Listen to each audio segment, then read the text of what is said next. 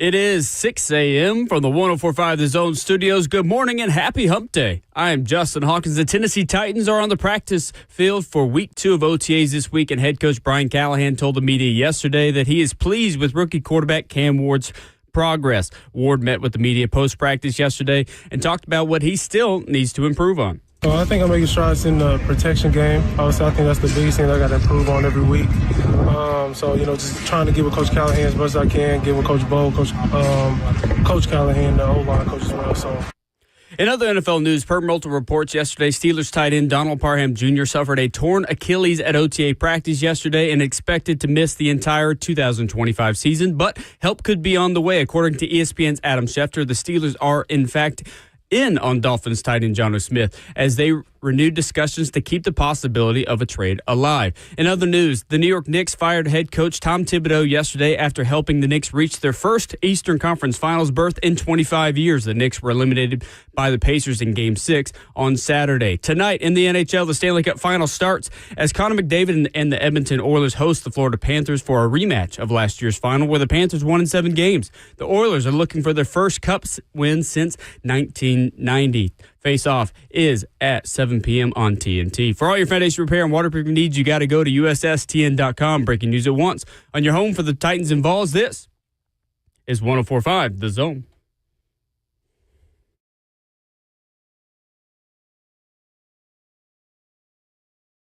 Wednesday morning, welcome to the middle of your week, and good morning. On 104.5 The Zone. This is Ramon and Will with the 11-year NFL veteran Ramon Foster. Justin Hawkins, our producer. I'm Will Bowling. We are fueled by Scooter's Coffee. Visit a locally owned location near you in Rivergate, Smyrna, Brentwood, White House, or Mount Juliet. Amazing people, amazing drinks, amazingly fast. I watched Cam Ward throw footballs yesterday in person. We also saw a very large man by the name of Tavandre Sweat make his way back to the practice field. Lots of discussions from Titans position coaches, from Calvin Ridley, who's saying, bleep it. I got to go get the ball when Cam Ward throws it to me. Ramon Foster on a Tuesday. There was lots to digest over at Ascension St. Thomas Sports Park. Good morning. Hey, man. Good morning. Hump day, man. We yes, made it is. Through halfway. Will, you saying they're motivated to go catch footballs from Cam Ward is what you're telling me. Calvin Ridley is, at the very least. Calvin sounds like he's got a new tune this offseason, man. Like, he was excited last year, it seems to me, and the pathway to him maybe being a true pro and better in his career seems to be his focus this year, man. He's been the consummate pro, I feel like, this offseason. We will listen to some of that this morning as we hear from a number of Titans players, from position coaches, and from Brian Callahan as well. I don't know. I feel like Calvin Ridley came in last season and brought it every time he spoke with the media and had pretty high energy this time last year. But the things that he is saying are interesting about Cam Ward, about the confidence level, and saying, hey, like, look, you don't just get to know me like this. Get to know Chig, get to know Lockett, get to know all these guys because you're the guy. Yeah. And there is certainly an expectation and there is a mentality in that building that Cam Ward is impressing, and he is no doubt the guy. That's a good place to be at, man. Absolutely. I've said this before. There's nothing more exciting than having a guy in your locker room that can really shift an entire game. Like, it's one thing to have a good team, right? But when you put X players, X factors, A players, as we like to call them, man, on the field with everybody else, and you feel good about your team, like, that is a great place to be at, Will, because you never feel like you're going to lose. And then sports is played, like, I know we give the whole, man, this is life lessons and, hey, losing matters and all that type of stuff. But in the true actuality of it, we trying to win. And when you got a winner type on your team that make you feel good about playing with them, that's exciting. It's a good way to simplify the NFL. We're just trying to win. But you're right. You're absolutely right. All the ancillary stuff can, take you up a notch or down a notch throughout the process of just trying to win at the end of the day. So, it is. Good day out there. It felt a little bit like training camp. It was warm. It was, active. There's a lot going on. Third down day for the Titans last time they were out there yesterday, and I thought Cam Ward handled it pretty well. Yeah. I thought that Tavandre Wilson kind of threw some different looks at him and tried to challenge him in some different ways, but this is the time of year where Bryan, Callahan, Nick Holtz, and Tavandre Wilson, the rest of the position coaches are getting in the room saying, all right, how do we make it Cam Ward's day? How do we throw him to the wolves here in a process where breaking him down a little bit and challenging him could be in everyone's best interest? And he did not look out of place yesterday, Cam Ward. Just poised as ever. I think so. I think that's a good way to describe it. Like there are no crazy big throws over the top. There's nothing insane that Cam Ward is doing, but solid. Solid progression.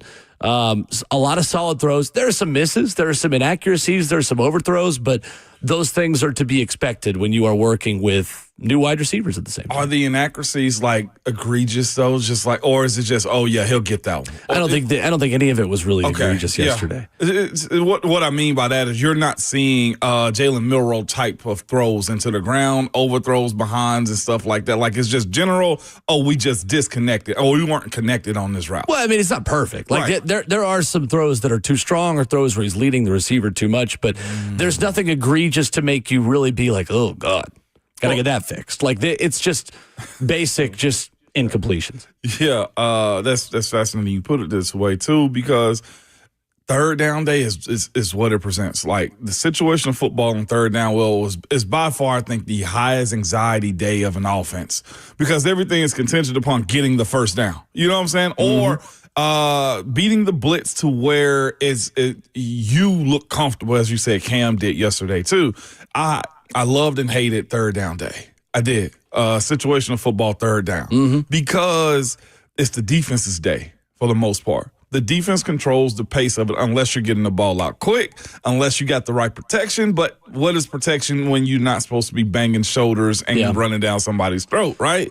So it's that side of it too is for a player in my position that protects the quarterback, I always looked at that day as, okay, how long are they going to hold on to the ball and what does a pass rush look like? Because if I do good, then, hey, it's all awesome. But if you're bull rushing me into the quarterback or the tackle get beat, then the play's over with and everybody knows it because this is situational football of third down.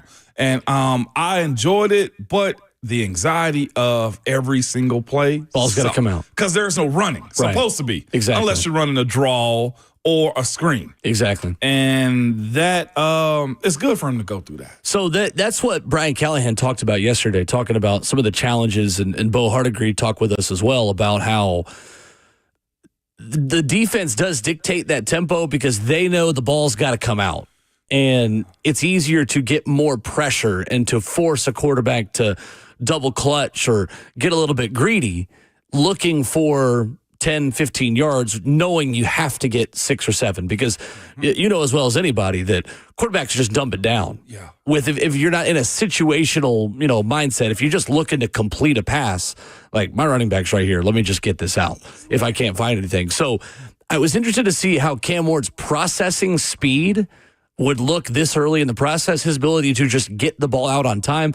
That's the thing that I will notice the most watching young quarterbacks or inexperienced quarterbacks is just the ball not coming out when it needs to. Of just, all right, 1, 2, throw it, go. Didn't have any issues with that with Cam Ward yesterday. Not in a significant way other than maybe 1 or 2 plays. Yeah. How the receivers' response to him, especially the young guys, Alec Ayumaner, and Chimere DK Howard. Solid. I'll be honest. You notice Xavier Restrepo out there just as much as you do Iomanner and DK. And maybe that's just me wanting to see Restrepo really for the first time. Restrepo had a nice catch on a third down play over the middle and was able to make himself known. After practice, Restrepo was getting so much extra work in that Cam Ward then was like, hey, well, let me throw to you a little bit too. Like those two, you see it. And it does not feel performative. It does not feel like they just want to be seen on camera doing extra stuff.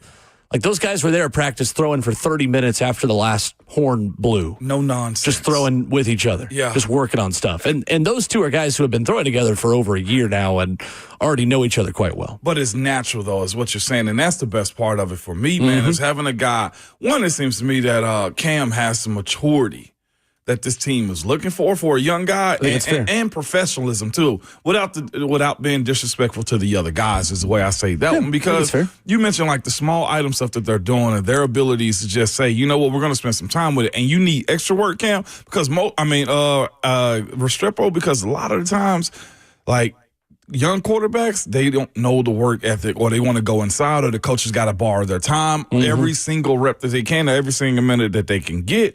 And it seems to me like the professionalism that he's bringing to it is making everybody else jump into the same boat with them. And I absolutely love that, because from what we've heard about Cam Ward, like, you hear the maturity, you hear like he's a hard worker, but I'm sure for you yesterday to actually see it. Yeah.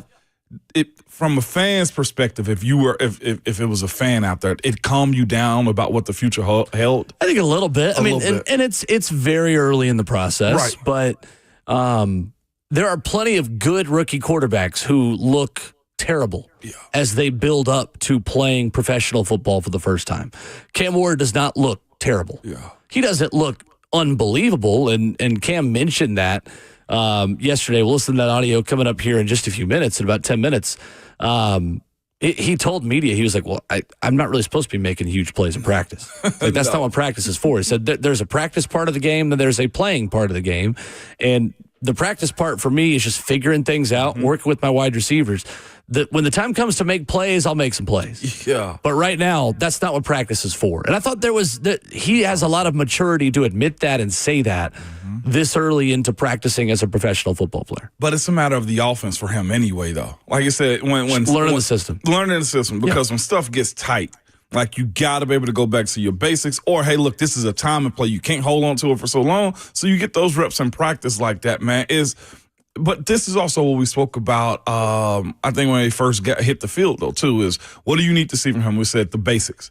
Be able to understand and just really deliver Brian Callahan's offense. And that's going to be a strong, I guess, indictment on him also this fall, too. What does a well-run Brian Callahan offense look like? But if you got a quarterback that understands it and knows how to execute it, and not just that, but the timing of it and the ability to deliver the ball when you need it to, and not even just that, like, everything should look the same. You know the way Peyton Manning used to just hand the ball off and just roll out, like, consistently, and then that ended up leading into his play action, and then that ended up leading up to their chunk plays down the field, and those are the things you want to see be taken on first. If you jump from 1 to 5, there's a lot of stuff you're going to miss, and, I felt like that's what Will Levis was last year. He was 1 to 5 instead of, all the way up. Moral of the story, Cam Ward is Peyton Manning, not Will Levis. 615-737-1045 is our number, not what you're saying, but the joke that I'll make here to start off the show. Coming up this morning, Rhett Bryan's going to join us early today, coming up at 7 o'clock. We've got tons of audio, tons of reaction to what we watched yesterday over at Ascension St. Thomas Sports Park, and any questions you have about it as well. You can chime in, 615-737-1045. Coming up, we had a good conversation on the show yesterday with former NFL offensive lineman, former Denver Bronco Ryan Harris. Ramon, I think we've been comparing Cam Ward to the wrong 2024 rookie. And we'll talk about why next.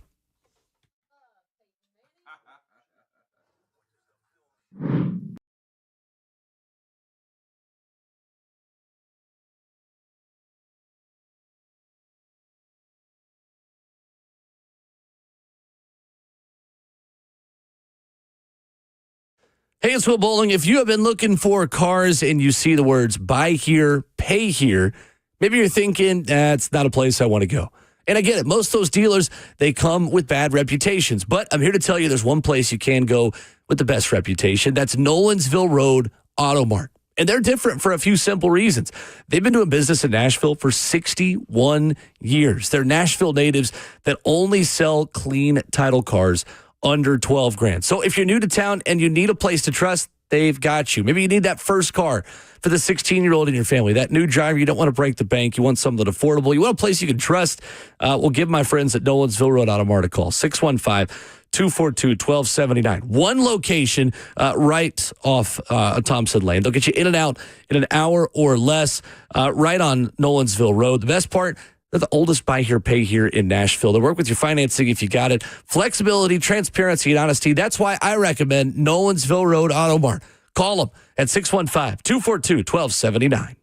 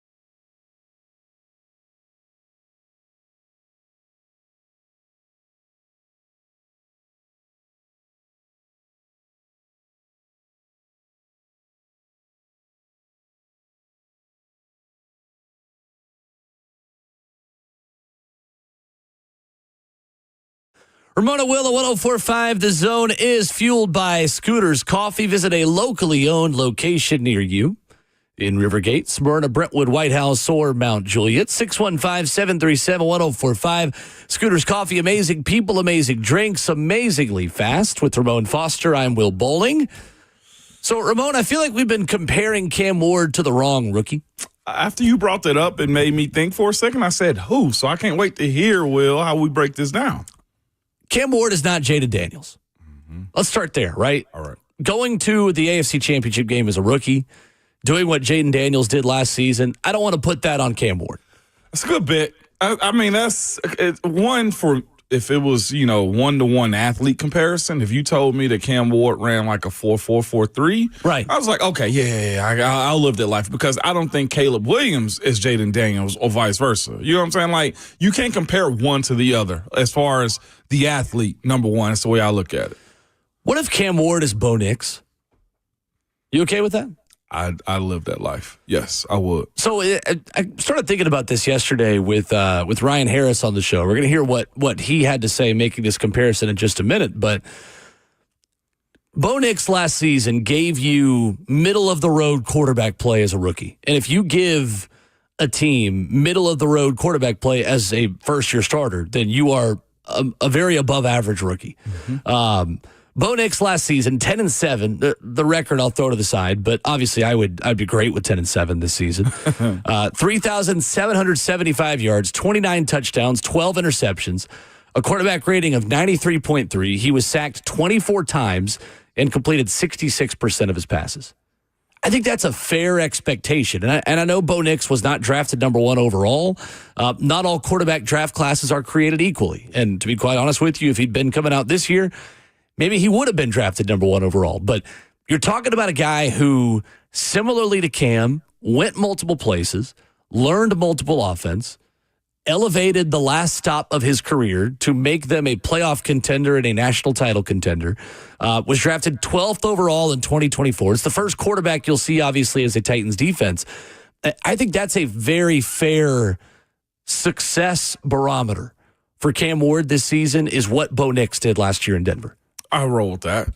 And not just this, too. When you mention the styles, like you mentioned, like us comparing them to Jaden Daniels, I just don't see a one-to-one comparison, as you just said. You look at the style that they play. They're both outside of the pocket guys. They can improv when they need to. They can be electric when they have to. But clearly, looking at the way Sean Payton and Bo Nix' relationship was in first year, it was, hey, do as I say. And we'll get to let you do the extra stuff. Because if you look at the end of the year, Bo Nix threw for, 321 yards against the Chiefs. Like, that to me is signifying a lot that, look, I'm gradually allowing you to get better. There were portions of this season, and you look at his breakdown week by week, where he may have had 60 passing yards. Like, those are the types of things that you want out of your rookie quarterback, is playing the role that you have them be presented to the team and allow them to grow. And that's what I thought Bo Nix did last year. To be quite honest with you, I didn't think a whole lot of Bo Nix. I thought he was one of those guys that was just like, why are you reaching for him? But here's what it also shows you too, Will. When you have a coach that has a system for a quarterback specifically, it works for him. And it's the whole system side that I think Cam Ward getting would somewhat look like what Bo Nix had last year too. And yes, the excitement that you get from him, the playmakability that you get from him also, but also, Will, what was it, 12 interceptions on the year? Yep. Mistakes are going to be made. Yep. He's probably going to have you lose games a time or two throughout the course of the season because of his decision-making. But what I will say is this. You said the record did not matter, and I agree with you. Like, 10-7, look, I don't even think we did a win-loss on the season. Yeah, well, it's just different supporting cast. I know, but what I'm getting at is they beat the bad teams and competed against teams you felt they were even with, is the way I look at it. Seattle and Pittsburgh opened up the season with them last year. I thought with Seattle having Geno and the defense that Pittsburgh presented to it, and that was a low-scoring game. It was 13-6. Steelers won that game. So you were in it and you competed. But surprisingly beating Tampa Bay. And then, of course, beating a bad Jets team. Like, those are the things that you need to have happen over the course of the year for a guy like Cam Ward that Bo Nix was allowed to do last year. Well, made himself do last year. Wins for Denver last season over Tampa, New York, and Vegas by week 5. Saints, Panthers, Bad teams. Falcons, Raiders, Browns, Colts, Chiefs. Bad teams. Yeah. There's really two good wins out of all of that. Yeah. It's really just taking care of teams that you've got to beat, which is the first step that this franchise has got to take, is rise above kind of the mud in the NFL, and then you open up a window to compete. Once you learn how to beat the bad teams, then you can start talking about having consistent success against the good teams.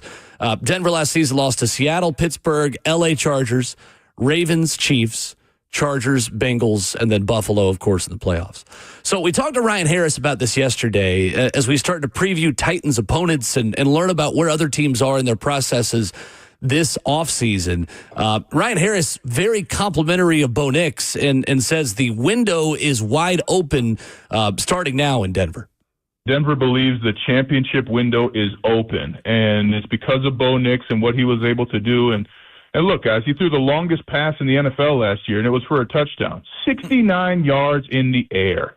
This is the kind of thing where he is making huge throws, and that was an overtime loss in Cincinnati in the last quarter of the season. So the growth that Bo Nix has gone through has been incredible, to the point where it's the first time in 10 years that the Broncos went to the playoffs, and they had a first scoring drive. But Ramon will tell you that first playoff game, I don't know who wins their first playoff game, because it is so intense, so physical. And the best thing, guys, Bo Nix was asked by the media, how does it feel after all your success? He says, I haven't done anything yet. I have a lot to prove and a lot to show.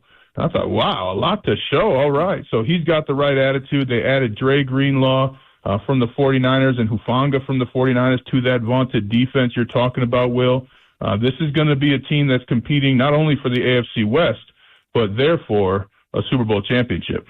We're joined by Ryan Harris, Super Bowl winning offensive lineman, former Denver Bronco. Also, as we're discussing the Titans' future opponents in the Denver Broncos. Brother Ryan, man, you mentioned something, Bo Nix, and it sounds to me they drafted a guy that was meant for Denver, and I feel like the exact same thing happened for the Titans and Cam Ward, too. If you could, man, walk us down what was the conversation around Bo, because I think some people had questions about him, and to see the payoff that Denver is having for the next probably 15-plus years on taking a quarterback, what has he meant, him and Sean Payton, to the Denver Broncos franchise?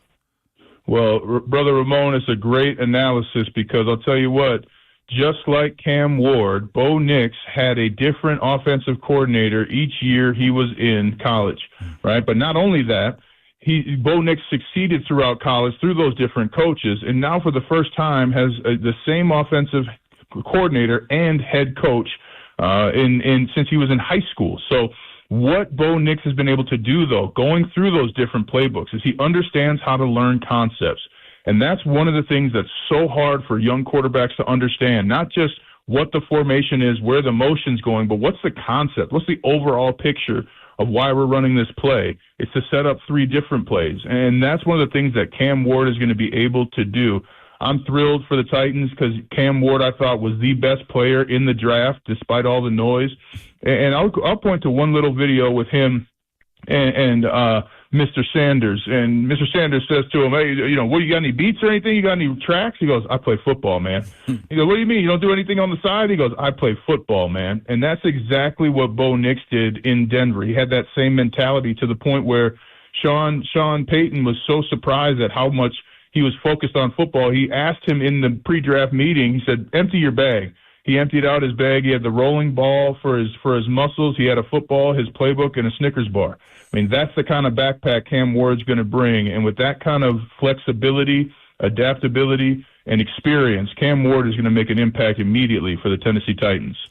So that's Super Bowl champ Ryan Harris, who was on the show yesterday, making that comparison. Ramon, I think it's a good one. It's a real good comparison. I think the mentality, I think the personalities of those two guys are similar, and you don't just succeed in the NFL based on personality and quote-unquote mentality, but I think there's a comparison to be made there. So, Cam, if you're Bo Nix as a rookie, we'll take it. Easily.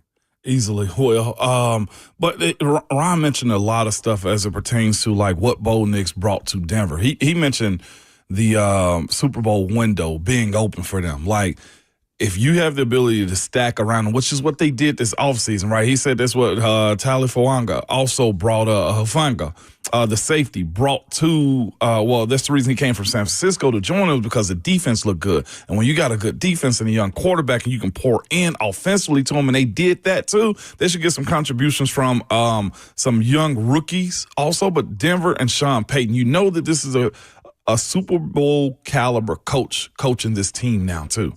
That's why it becomes believable. That's why seeing the success of Bo Nix last year has them optimistic right now. Now, they got to get through Kansas City, of course, but they're fighting the rest of the NFL to prove that they belong at some point. And I can't wait to see if Cam Ward turns into this too. But not just that, to also lay on the fact that, look, they got the basics down and Bo Nix. Yeah. And then you saw the eccentric stuff after the fact. I think that division is getting 3 teams in the playoffs for the foreseeable future. Wow. I mean, you have Pete Carroll, Sean Payton, Andy Reid, and Jim Harbaugh all coaching teams in the AFC West, and they all have legitimate starting quarterbacks between Bo Nix, now Geno Smith in Vegas, Justin Herbert in L.A., and Kermit in Kansas City. I mean, that is by far, top to bottom, the best coach division in football, though, too. Like, it's right up there, no doubt. I don't know who's closer at this point. There's no Bill. I mean, I'm looking at the North, AFC North. Maybe you can make a conversation for the NFC North. Maybe. With Ben Johnson to be determined at this point. Yeah, but I think in terms of proven commodities, there's no question. There is not a division in football that has more proven, successful head coaches than the AFC West. 10-7 in the AFC South. I think the Titans are rivaling Houston at this point. If they can, I mean, that's a hard if. Now, what? You're right. There's a lot that has to happen. There's for you a lot to get that there. has. But like looking at what Denver did last year with a rookie quarterback and a new head coach, though, too, was this: they split games with Kansas City, and that's something we mentioned yesterday. It's like if you can split games with Houston at some point, knock off Indy and beat Jacksonville, that is a strong place to be at for a team, especially with a rookie quarterback too. 615-737-1045 is our number. Interesting audio yesterday from Cam Ward over at Ascension St. Thomas Sports Park after practice, talking about the steady improvement that he is making. I liked this maturity from Cam post-practice yesterday. I really don't know. I can't really make no crazy plays in practice. Practice only tell half of the story. The game got to tell the other half. And so I'm more just trying to be better, on first and second down, not have to get the third down, just trying to keep the chains moving, every play we get. And I think the more times that the quarterback position can put the ball in play, let his receivers, tight ends, running backs make plays, the more successful the offense is going to be. Cam Ward yesterday, talking about how there's a practice side and there's a game side. There's a different kind of mentality and rhythm to it. Fair from Cam? Very fair. Because again, what he's doing is this: he's setting himself up to be a practice pro first, right? Like in his position, he doesn't have the ability to just be relaxed or be too much, right? And I love that he has an understanding that, look, this is fine. This is for the prep. What happens in the game, I won't be able to tell you what I did and how I did it either. Like that special gene that we speak of sometimes with players where they make so great plays in practice, so many great plays in practice that you sometimes will see them in the game and it looks boring almost, but it's exciting to everybody else. And that's what I'm getting from Cam. I said time and time again, some of the best players I played with were magicians in practice as far as how hard they went and getting the detail done. And when the game came, you didn't ask any questions about what they were doing because the confidence that they have and gave to the team and then to the coaching staff allowed them to be eccentric out there. So that's what he's just acknowledging is, look, I'll be a different version of myself within the confines of what this offense allows me to do. I love it for Cam. And he gets it from hearing them speak. Like, he's not telling you how great he is. He's just like, no, this is just a regular day for us. And what the game presents, I'll take it then. The guy's really comfortable in his own skin. He's very comfortable. That's rare. You don't feel like you have to go outside of yourself to do and say all these crazy things when you're confident that when the time comes, you're going to show us. That's rare. What you can do. Let's go to Zach at the Burrows, 615-737-1045. Good morning, Zach. Hey, good morning. How you guys doing? Good morning. Good. Hey, I just had a quick question about that comparison with Bo Nix and Cam. Does his time in the NCAA, does that compare to Cam at all? And his age and everything? As his age. Bo is 25 in 99 days today. Cam is still younger, if I'm not mistaken. Mm-hmm. Yeah. His college I'm stats. saying his time in college football. Bo was in, 5 years, I think? Yeah. He was, yep. 3 at Auburn, 2 at Oregon. That's something that Ron Harris said earlier, too, in his interview. It's like the fact that this is the first time that Bo has had the same offense for 2 years in a row, too. And it's the exact same for Cam Ward at this point. Appreciate the call, Zach. Well, let's actually take a look at those stats. That's a good question about the college comparison. So between Auburn and Oregon, Bo Nix completed 66% of his passes over 5 seasons as a starter, played in 61 games, 113 touchdowns to 26 interceptions for 15,351 yards. Cam Ward, in 3 seasons of FBS football, not counting what he did at Incarnate Word, 11,000 yards, 87 touchdowns, 23 interceptions. And Bo Nix played 61 games at the FBS level. Cam Ward had 38. Yeah.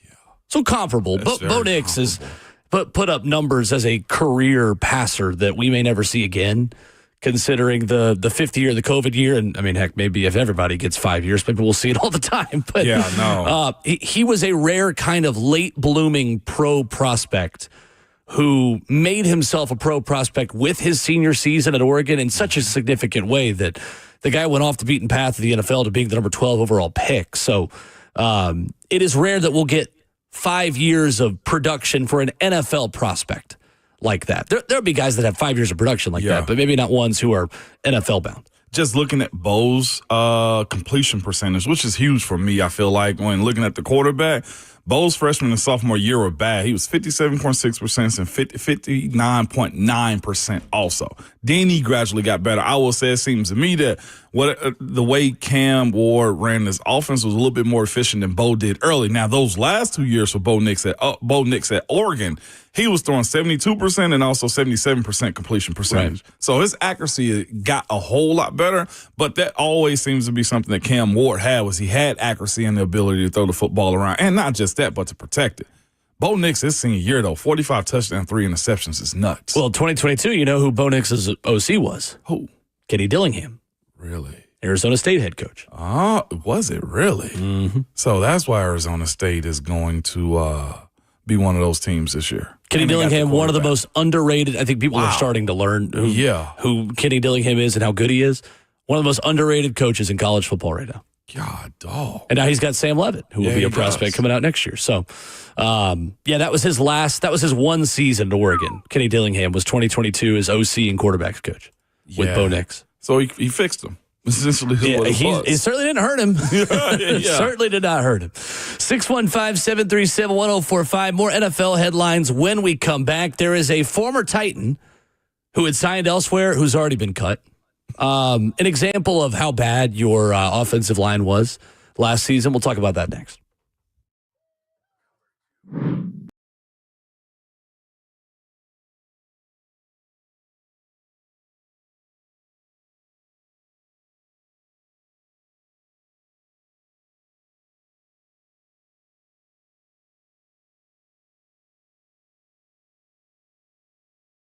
It's Ramon Foster, Hiller Plumbing, Heating, Cooling, and Electrical. Good people, nobody wants to deal with the plumbing, HVAC, or electrical emergency. No, most of the time, you don't even know what it's going to cost or if it will get fixed right, or if somebody's just trying to sell you something you don't need. When you call Hiller, their experts are going to solve your problems quickly, and the price you're told is the price that you'll actually pay. There are no hidden fees or surprises on your bill when you get it. Hiller has been in business for over 35 years and is family owned and operated too, man. The guarantee is this: happy your bill, the service is free. If you aren't satisfied with it, reach back out to them. I promise you they will make it right however they can.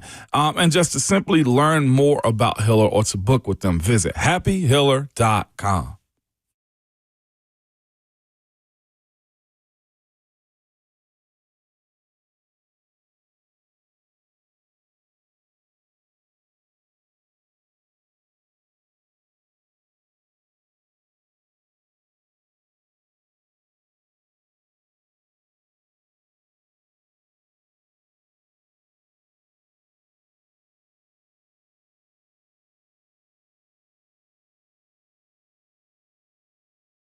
Genesis Diamonds takes financing rates all the way down to zero. Right now, only at Genesis, pay nothing down and get 0 interest for 5 years on any purchase. A handcrafted Sakura ring with the GIA certified diamond is only about $100 a month. Wedding bands, colored bands, fashion necklaces, just $40 a month. Pick any item, pay 0 down, and spread your payments over 5 years.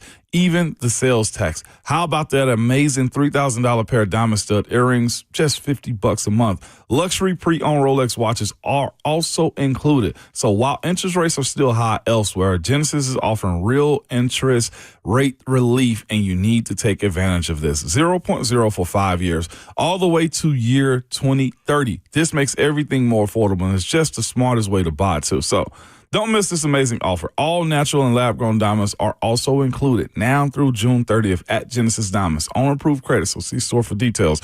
They're located in Green Hills and Cool Springs.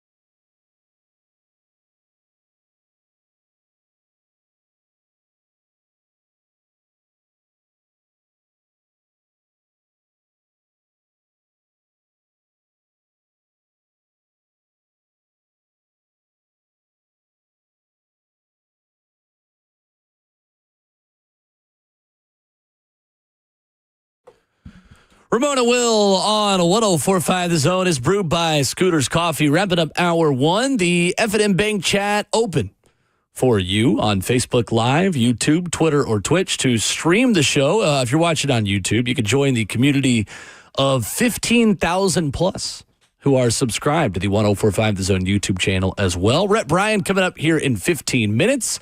Ramon Foster, a Titans legend, is available. Yeah. Nicholas Petit-Frere.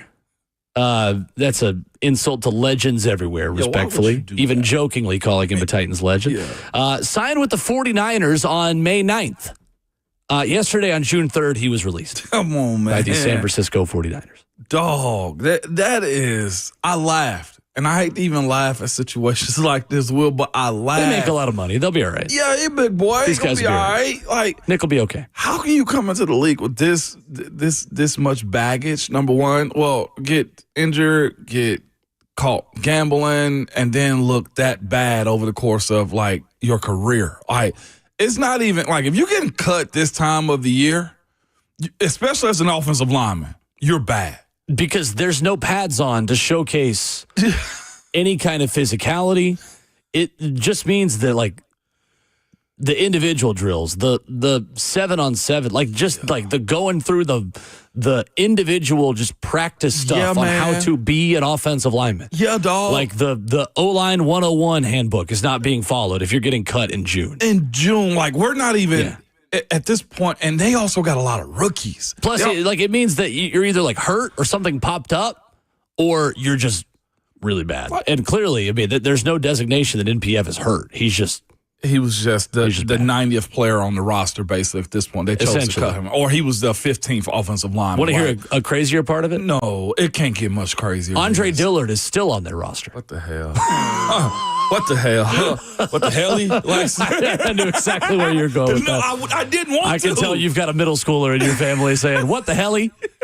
What the hell-ante? What the hell-ante? What the hell Burton? No, like, legitimately, they looked at NPF and Andre Dillard and said, nah, you can go. Andre, you can stay. Andre's just, you kick it with us. You, sir, need to leave. But you mentioned, like, how bad the roster was last year. Like, it showed it to be this bad because NPF had the ability last year to trick us a little bit because he came out injured. Right? And you didn't know what you was getting yourself into. So when he came back, like the fact that what was his name? Daly? No, not twice Daly. Dennis Daly? No, not Dennis Daly. The young fella from Maryland. Jalen Duncan. Jalen Duncan wasn't giving you much of a fight at the position either. So you thought because NPF was a second/third rounder from Ohio State that he was going to be that good. I'm trying to, like, this is where, like, sometimes the process of becoming an offensive lineman is a little bit longer. But for guys like him, you're just bad. And I think when you have bad players around you, it does make you a bad team. And it also make guys who are marginal like Will Levis that much worse too. I ain't saying there's a lot of grace to be given to Will because some of the stuff that he was doing, hey, he did it to himself. But the idea that he couldn't be comfortable in the pocket, you see it now. You understand how that is at least, hey, we'll keep you around, Levis, to give you a better opportunity with a better offensive line. Well, and just like, again, these are the kinds of players that you were relying on to not only make your roster last season, but to lead you, to contribute, to be like faces that you know and recognize. Like, NPF was a starting offensive lineman for the Tennessee Titans last year. He just got cut on June 3rd in OTAs. It is hard to get cut in June. If you're healthy, it's hard to get cut in June. All offices want this time of year warm bodies at offensive line. Right. Like, it's one thing if you're an undrafted rookie and you get cut in June, maybe just something didn't work out, or, you know, you've realized that you're so far down the depth chart, your representation is like, hey, guys, like, let's look elsewhere a little bit. But to be an established veteran, get cut in June, something's really got to be wrong. You're 100% right. This man has 28 NFL starts, and you got cut this time of the year. Right. Will, like, most people that get cut no, they got like 2 starts. Right. You know what I'm saying? Like, they've been on practice squad. Right. Yeah, that sucks. Adam in Mount Juliet, 615-737-1045. Hey, Adam. Hey, morning, guys. Love you guys' show every morning. I was just chiming in, like you said, MPF being cut. If he's already cut in June, but yet we kept him on a roster. What are we missing that obviously that everybody else picks up on? And that's what I was comment about. Yeah, appreciate it, Adam. What did you miss was the initial evaluation of MPF. What him being I'm looking it up right now. Him being a 3rd round pick. All right, he was the 69th overall pick. Like, that's a very high premium selection for all NFL teams. You looked at him coming out of Ohio State. You looked at his body, his build, what his reputation was in college, right? And that's why, like, getting to, like, from college to the NFL is more mental than it is physical.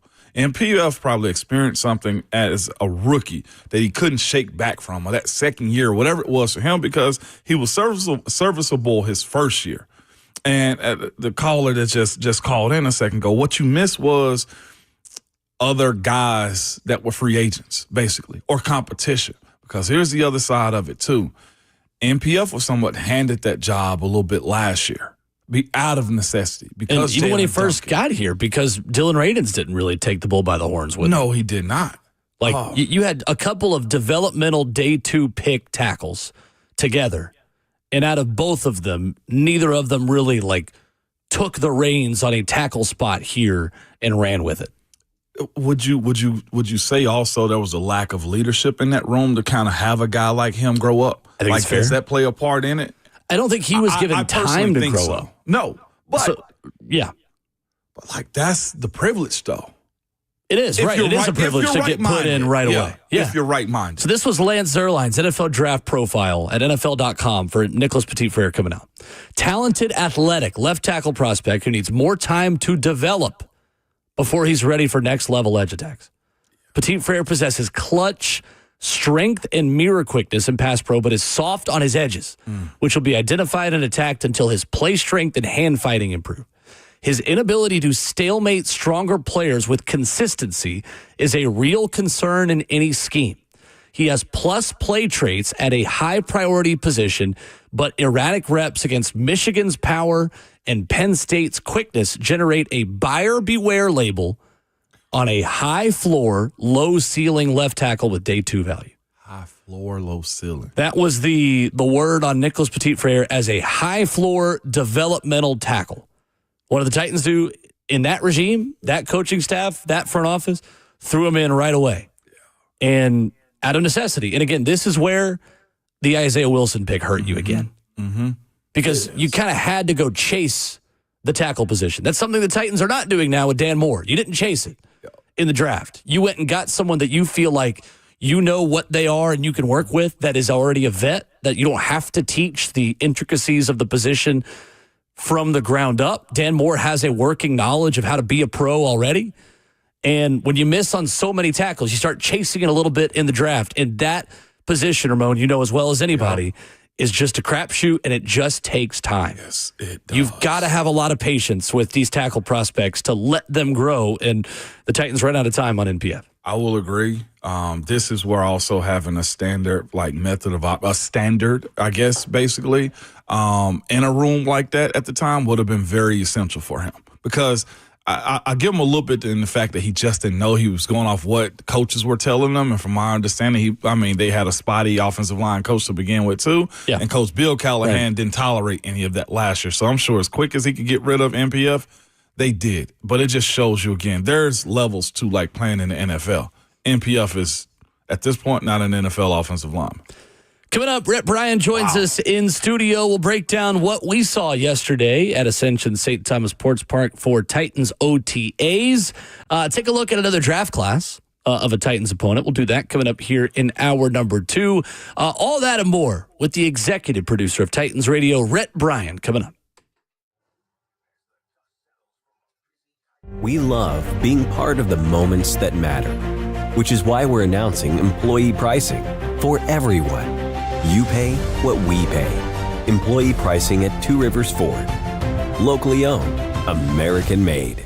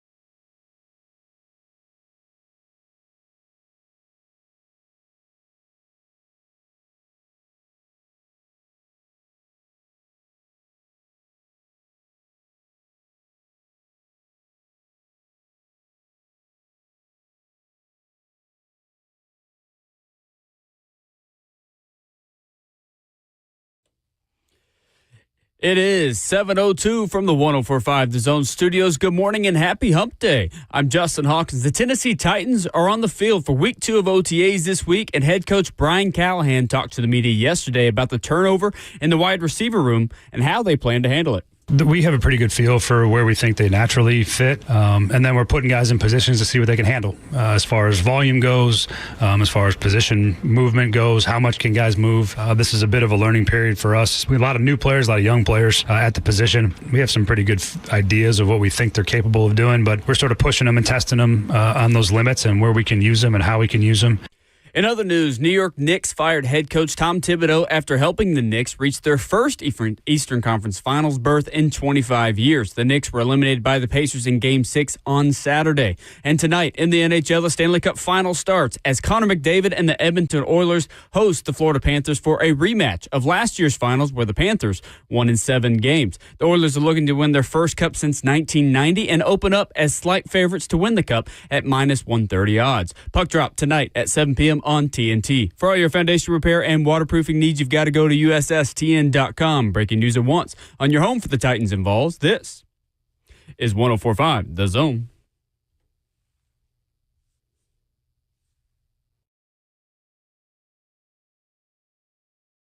Ramon and Will on 104.5 The Zone is fueled by Scooter's Coffee on this gorgeous Wednesday. Welcome to the middle of your week. You made it to the halfway point. It means if you've done this much of the week already, you can keep doing it. Keep showing up to the job this morning. Visit a locally owned Scooter's location near you. That'll make it easier to get over the halfway line of your week. Rivergate, Smyrna, Brentwood, White House, or Mount Juliet. Amazing people, amazing drinks, amazingly fast. Alongside Ramon Foster, Justin Hawkins, our producer, I'm Will Bowling, joined in studio by the executive producer of Titans Radio, Rhett Bryan, here to kick off hour 2. Rhett, good morning. Good morning.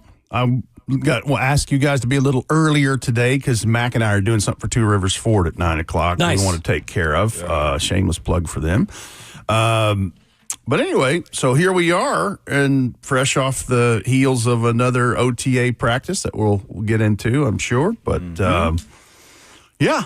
Here we are, hump day. We're being fueled by you this morning, man. The off-air conversations are always the greatest, man. Great. And Rhett Bryan is by far the best at it. Rhett, good times, man. Good morning and happy hump day, morning to you, sir, and happy hump day to you as well. I'm laughing because I had somebody text me and just said, we were speaking about MPF just a little bit, said he's about as tough as a slice of cheesecake. And I said, don't disrespect cheesecake. No, like yeah, that. this is not. We don't do cheesecake slander on this show. Absolutely, that's a top tier dessert. Hey, put that in the water pan, man, and let it steam up. Like, don't do that to cheesecake. No, don't. I mean, you're slandering Vince Young, Cheesecake Factory. Like, come on, man. What are we doing? That's a great point. Don't do that to VY. Two birds meet one stone. No, look, here's the thing. With NPF, was it a huge surprise seeing that he was waived by the 40? Like, it really wasn't. And I don't know where all of that went sideways. I mean, because, he had the injuries and obviously the suspension. Anyway, it's just weird because at one time he was decent. Yeah. Serviceable. Very much so. And looked like he had a trajectory that was going in the right way. And that's the thing that you can speak on, Ramon, is how quickly this stuff can turn on a dime for a player. It is good or bad. Yeah, no, seriously. Will and I were speaking about it earlier. Like, I look at the opportunity. This is my undrafted hate coming in, okay? Before I go any further. This is my undrafted hate, man. Like, this is why I get upset with guys that don't take advantage of these opportunities. NPF started 16 games his rookie year. He's basically thrown the keys to the car and said, hey, go do this thing, and it was serviceable, and it was good. You know what happened in those moments, man? And I guess the saying, you get high on your own supply. There it is. Like, it ain't what you did in that rookie year. It is how much you're going to crave standing in the lineup, how much you're going to crave getting better. Are you working on your deficiencies as far as like your strengths, like hiding your weaknesses? And like for the guys that pay attention to that, those are the guys that last. That's why I mentioned being in the NFL is not all physical at all. It is the mental part of, can I handle success? Can I handle this free time? Can I handle the money? Can I handle somebody coming after my job? And clearly MPF going into that second year, the suspensions and stuff, and it made him go downhill. And the opposite of that right now is an example named J.C. Latham. Yeah. Who was way higher drafted than even he was. And look what he did. And he doesn't look like the same person. You saw him. He looks like a different human being. And I'm talking about top to bottom because he got rid of the dreads. Yeah, I heard. And do whatever you want there, but it's just weird to me to see him with a with a low cut, high and tight. Yeah. But his body, and like I said, when he spoke to us at the OTA the week before, he just said he's down to 337. He was at 360. He was in Tavandre Sweat range of weight. That. Yeah. But he's so dang big. Yeah. Right. He's he's built kind of like Jeffrey Simmons. He's just big everywhere. A massive you know what I mean? human He's being. Yeah. But I'm so glad you said your UDF TED Talk right there. Yeah. UDFA TED Talk. So I love talking to the undrafteds. And this is the window over the summer where I talk to these guys because I want to try to interview them. I want to try to give them some shine because they don't know. We don't know. We don't know who's going to make this roster. Yeah. Now, there's a chance that some of these guys make it just because this team is extremely young and there's been a huge amount of turnover. But I talked to Devontae O'Malley yesterday, undrafted from Northern Illinois, and a great young man. Yeah. He's D tackle, and I wanted to get more on his story. Now, this guy was a preferred walk-on, and I'm talking about this is at Northern Illinois. This is preferred. It's not like he's at Bama, or Tennessee, or Georgia as a preferred. Correct. Yeah, right. No doubt.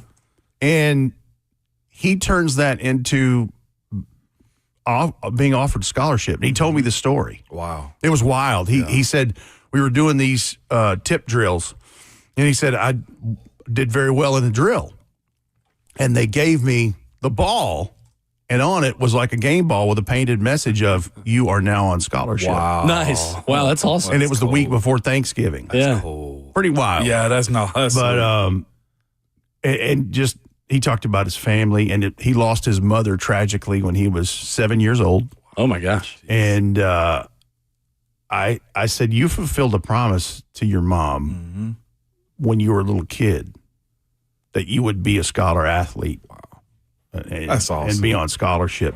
And it was a very tender moment there. That's and awesome. I said, man, I didn't mean to hit. He goes, no. He talked about his dad and his grandparents.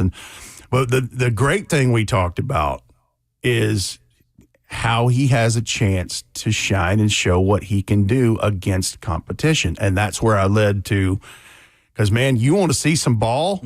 Go watch Northern Illinois, because I forgot about this, but they beat Notre Dame last year. Sure did. And Devontae O'Malley had a hell of a stat line. 4 tackles, 3 for loss, 2 quarterback sacks, a PBU, and a forced fumble. Goodness. Against a good offensive line, Against too, the at Notre Dame. eventual runner-up of the national championship. Yeah. Totally.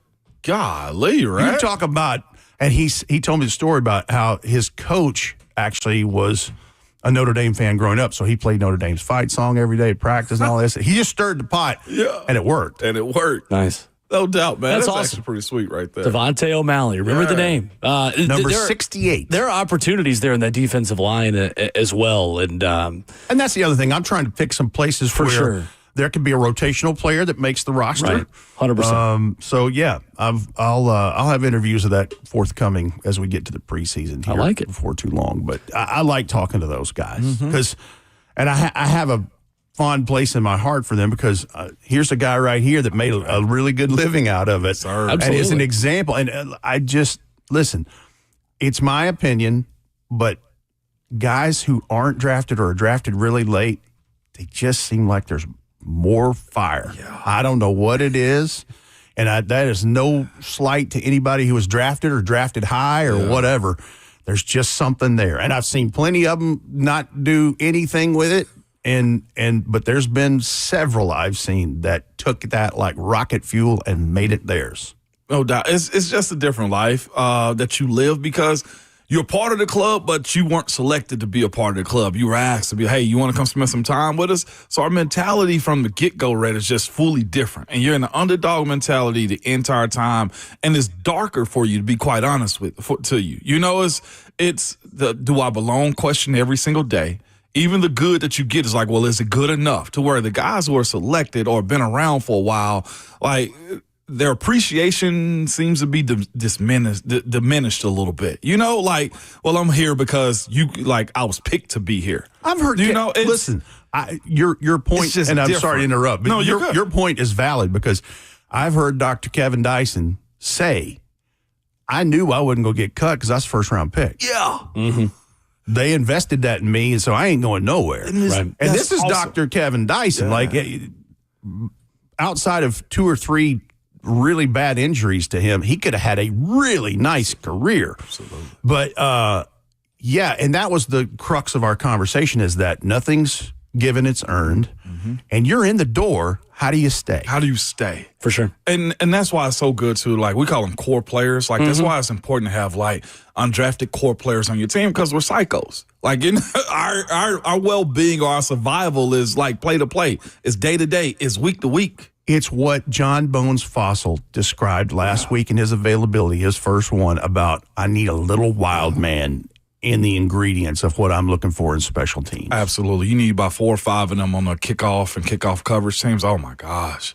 You call them rock stars. You need some Darren Bateses. Yeah. With respect to Darren Bates, who was a special teams ace in the mentality that he brought. Some Olas, Hey, and that's another thing that, when I did this thing with the rookie class and with the alum, that's one of the things that that Delaney Walker emphasized. He goes, guys, I played special teams primarily for the first 7 years I was in the league. And he said, special teams, if you get good at it, they will pay you. He said, my last couple of years in San Francisco, I was making $3.5 million a year playing special teams. I think that, 100 plays a year? You know what I'm saying? Like, for he said, but I had the mentality, I start the game. Yeah, I start the second half. I am a starter. Tone setters. I am the tone setter. Mm-hmm. Somebody brought up Xavier Restrepo been in that undrafted conversation. Will was talking about him earlier. I think he looks good. Xavier Restrepo, let's say this. First of all, people are going to draw a line from him to Cam Ward. For sure. Naturally, as they should. And Cam has been on the record of saying he was a stumping for him all draft weekend. You better bring him. They ended up getting him UDFA. But Xavier Restrepo has got his own fuel. He's got his own, he's going to make it very hard for this coaching staff to make a decision. I agree. There's 13 wide receivers in that group right now. 13. There are maybe 5 or 6 good players who have made this roster and other rosters before, fighting for maybe one spot on this roster when it's all said and done. So, and I wouldn't count out the young man. I don't either. Yep. I agree. But in that landscape, he's competing with the Bryce Olivers of the world, who he's got a head start on him with a year of service, who was starting to work his way into the offense, and certainly was shining in the special teams phase of things. No doubt. So that's just one example. But Xavier Restrepo you knew he was going to be the star of that UDFA class, because he's well known because his linkage to the quarterback and his production there at Miami. Rhett Bryan in studio with us. We'll continue to break down OTA practice yesterday. We'll talk about what we saw from Cam Ward, what we heard from Cam Ward post-practice yesterday as well. Plus a look at another draft class and off-season haul of a future Titans opponent, the New Orleans Saints, as we continue to go through the entire Titans schedule with Rhett Bryan. That all is next.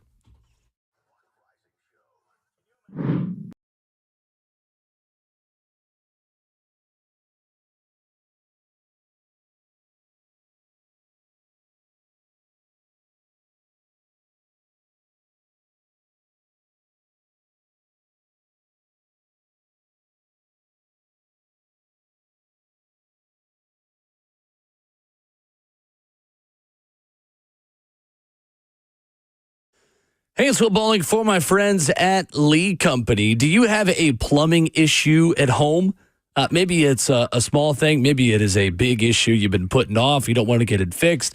You got that leaky faucet. There's a clogged drain in the house. Maybe just a water heater that has gone cold. Well, I'm here to tell you about the plumbing professionals at Lee Company. They've got your back. They're available 24/7, year-round. Licensed technicians from Lee Company can save you time, money, and all the stresses that come with an ill-timed plumbing issue. Look, it's one of those things, problems pop up at the worst possible time. Make sure the award-winning team at Lee Company is on your team and contact them online at leecompany.com. You can call them at 615-567-1000. Lee Company has over 80 years of experience here in Middle Tennessee, and you want people who are available 24/7 to make sure that when a problem arises, it is dealt with quickly and efficiently. 615-567-1000, the number. They're online at leecompany.com. That's Lee Company, all you need.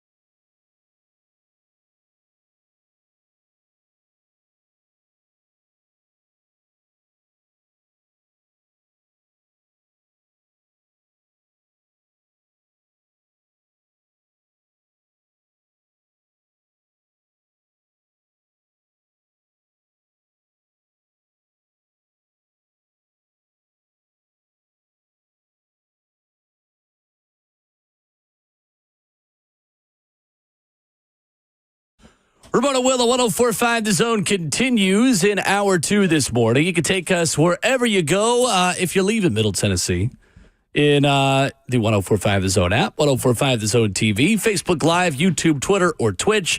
Rhett Bryan in studio, Ramon Foster, Will Bowling with you.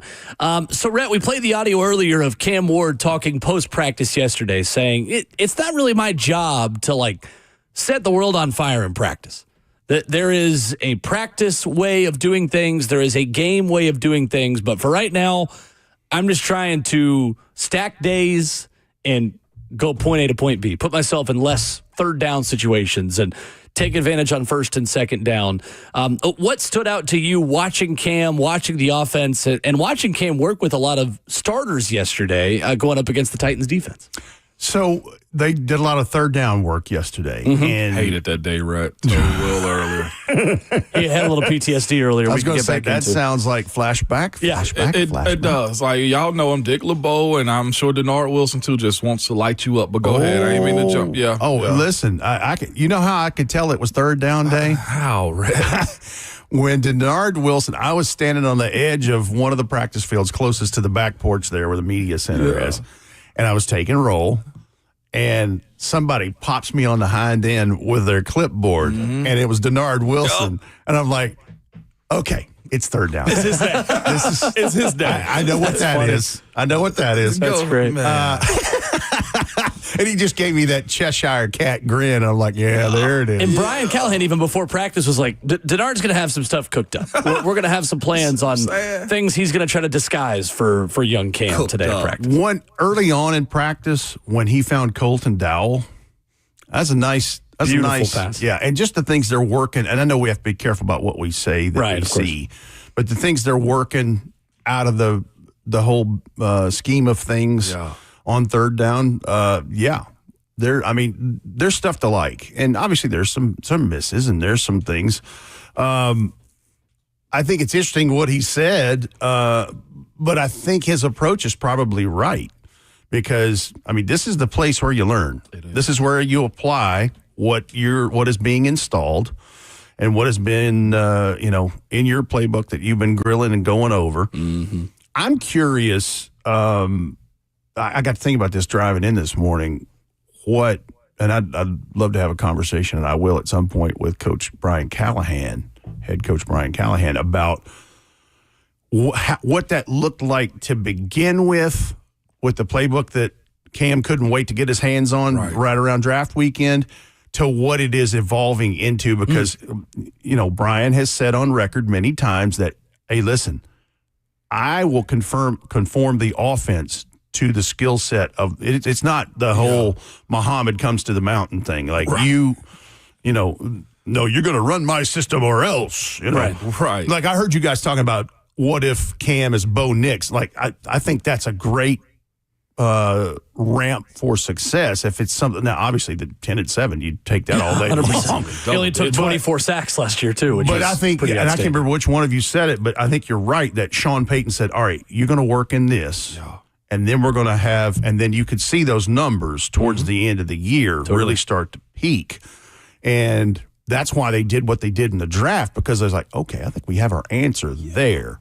And we had some decent stuff. You got Patrick Surtain and, anyway. For sure.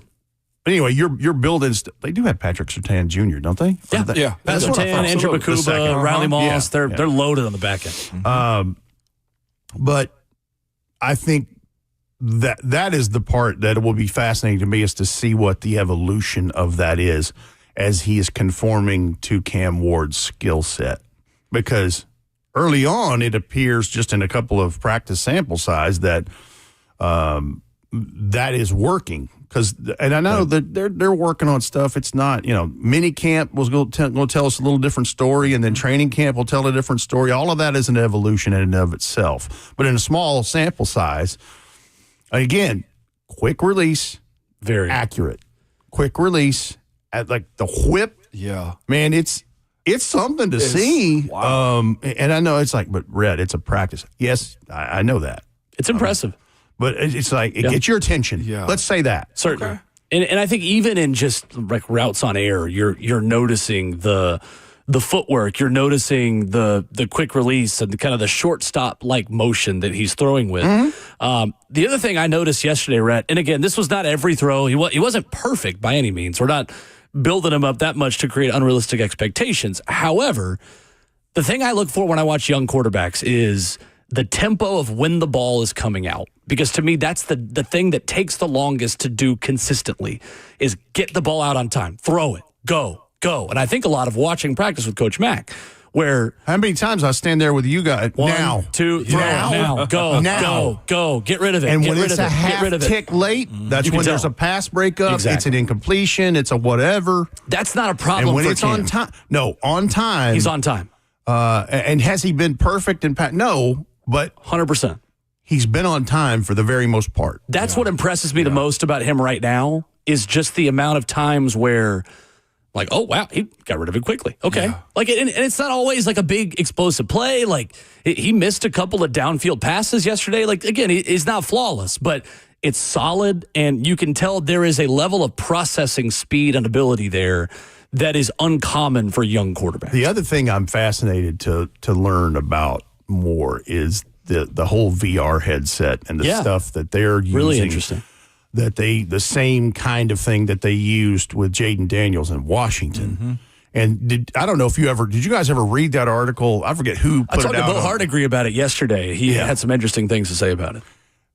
That article, maybe somebody in The Athletic, or I don't remember who it was, last year talking about him wearing that VR headset. Yeah. And obviously you put in specific, to you and your offense and your defense and that thing is played so many frames faster than the actual speed of the game, so that it is a simulation of so many reps with that thing on.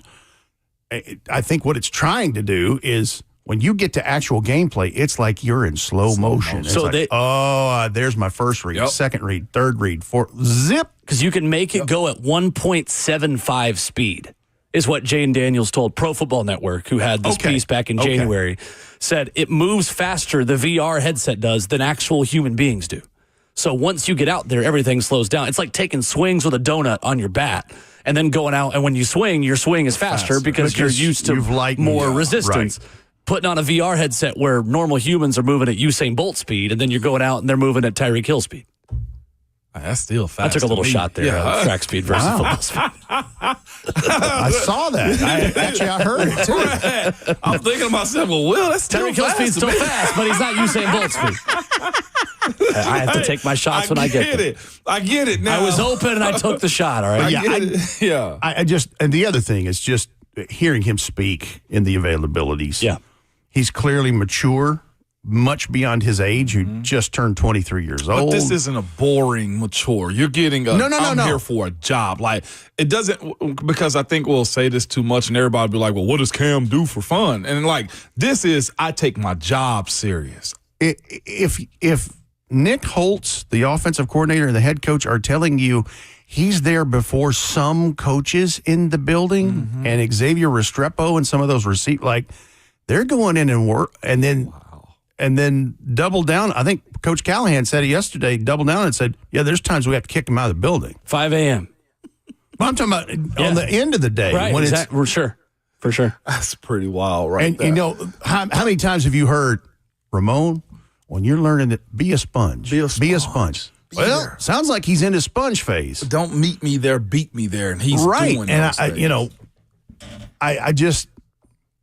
I don't know. It's clear that he is wired different than the average 23-year-old male. This isn't just about going through the motion. This is survival. This is changing his process. Trajectory. But he's been working on this since he was a kid, too. So that's the other.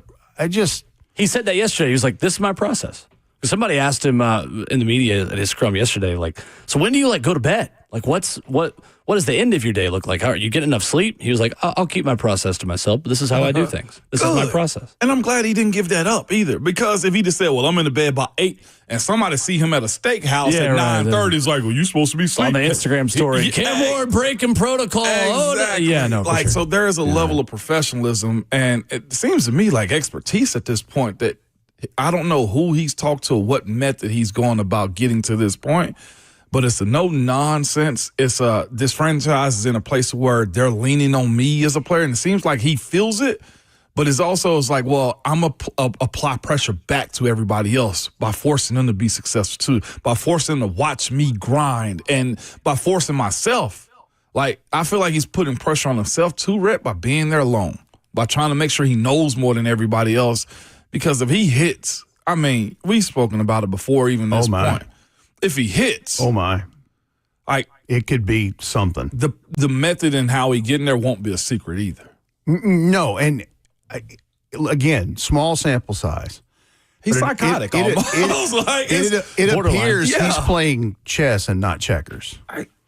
It is like for people to become great at times. Like you almost like they worked when nobody else was working. They did the craziest stuff that nobody else would do, and it seems to me this seems to be his pathway. I'm not sure if the image was real of him with Kobe as a kid, but this sounds like a Kobe mentality. It was Kobe Bryant somewhere. Sure. Like a classroom. The Mamba mentality. It is real. Actually, is it real? It is so. real? Okay. Yeah. I saw a picture of him in like kindergarten or preschool or something with Kobe Bryant. I saw that too. You saw that too? And I'm just like, that is real. That is real. Uh-huh. Okay. Well, it's like Kobe mentality. And the Mamba mentality is the way it sounds to me. Yeah.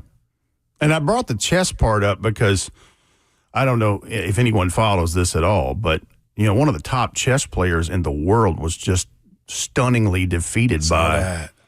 And I mean, this dude's Magnus, what is his name? Yeah, Carlsen. Yeah, Magnus Carlsen. Yes, and I mean, this guy walked in and said, "I'm him." He did a man. Yeah, I saw that. He was upset. And he lost his Magnus Carlsen. Magnus Carlsen lost his mind, and he's been one of the top chess players in the world for a long time. Interesting. So I just, I don't, but is Cam Ward the top chess player in the NFL? Like, we'll see. He's on a path. But yeah, I like it.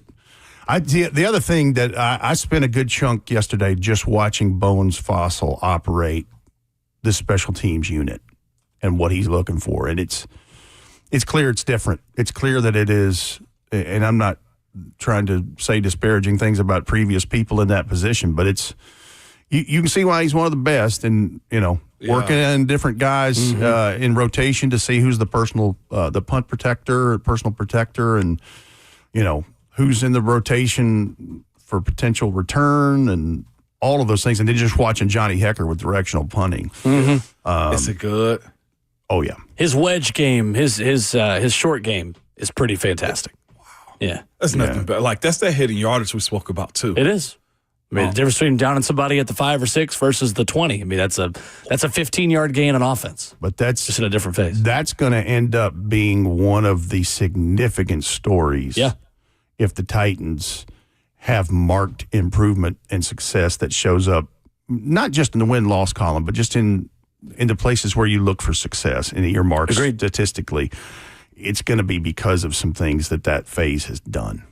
Rhett, we were going to look at another draft class with you this morning. We got a little bit of time to do that. Yeah. The New Orleans Saints, as we continue, we only have a couple more off-season hauls to dive into with you of Titans' upcoming opponents. Yeah, we can do that Thursday and Friday because I'm in for Bigs. Hey, that's right. So yeah, Rhett Bryan with us the next 2 days. Yeah. With me the next 2 days. New Orleans Saints come to Nashville. I think it's the 28th of December. It's right after Christmas. 5-12 under Dennis Allen, fired after a 2-7 start. Special teams coordinator Darren Rizzi named the interim, and he ended up going somewhere else. So Kellen Moore, the Eagles offensive coordinator, tabbed as the new man in charge. My doppelganger.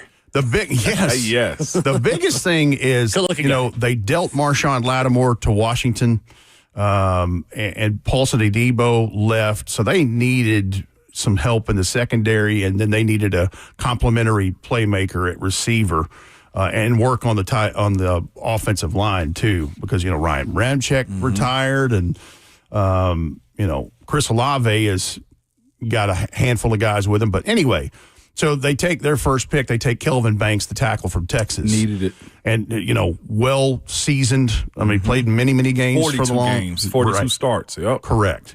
And then they take Tyler Shuck in the second round at pick number 40.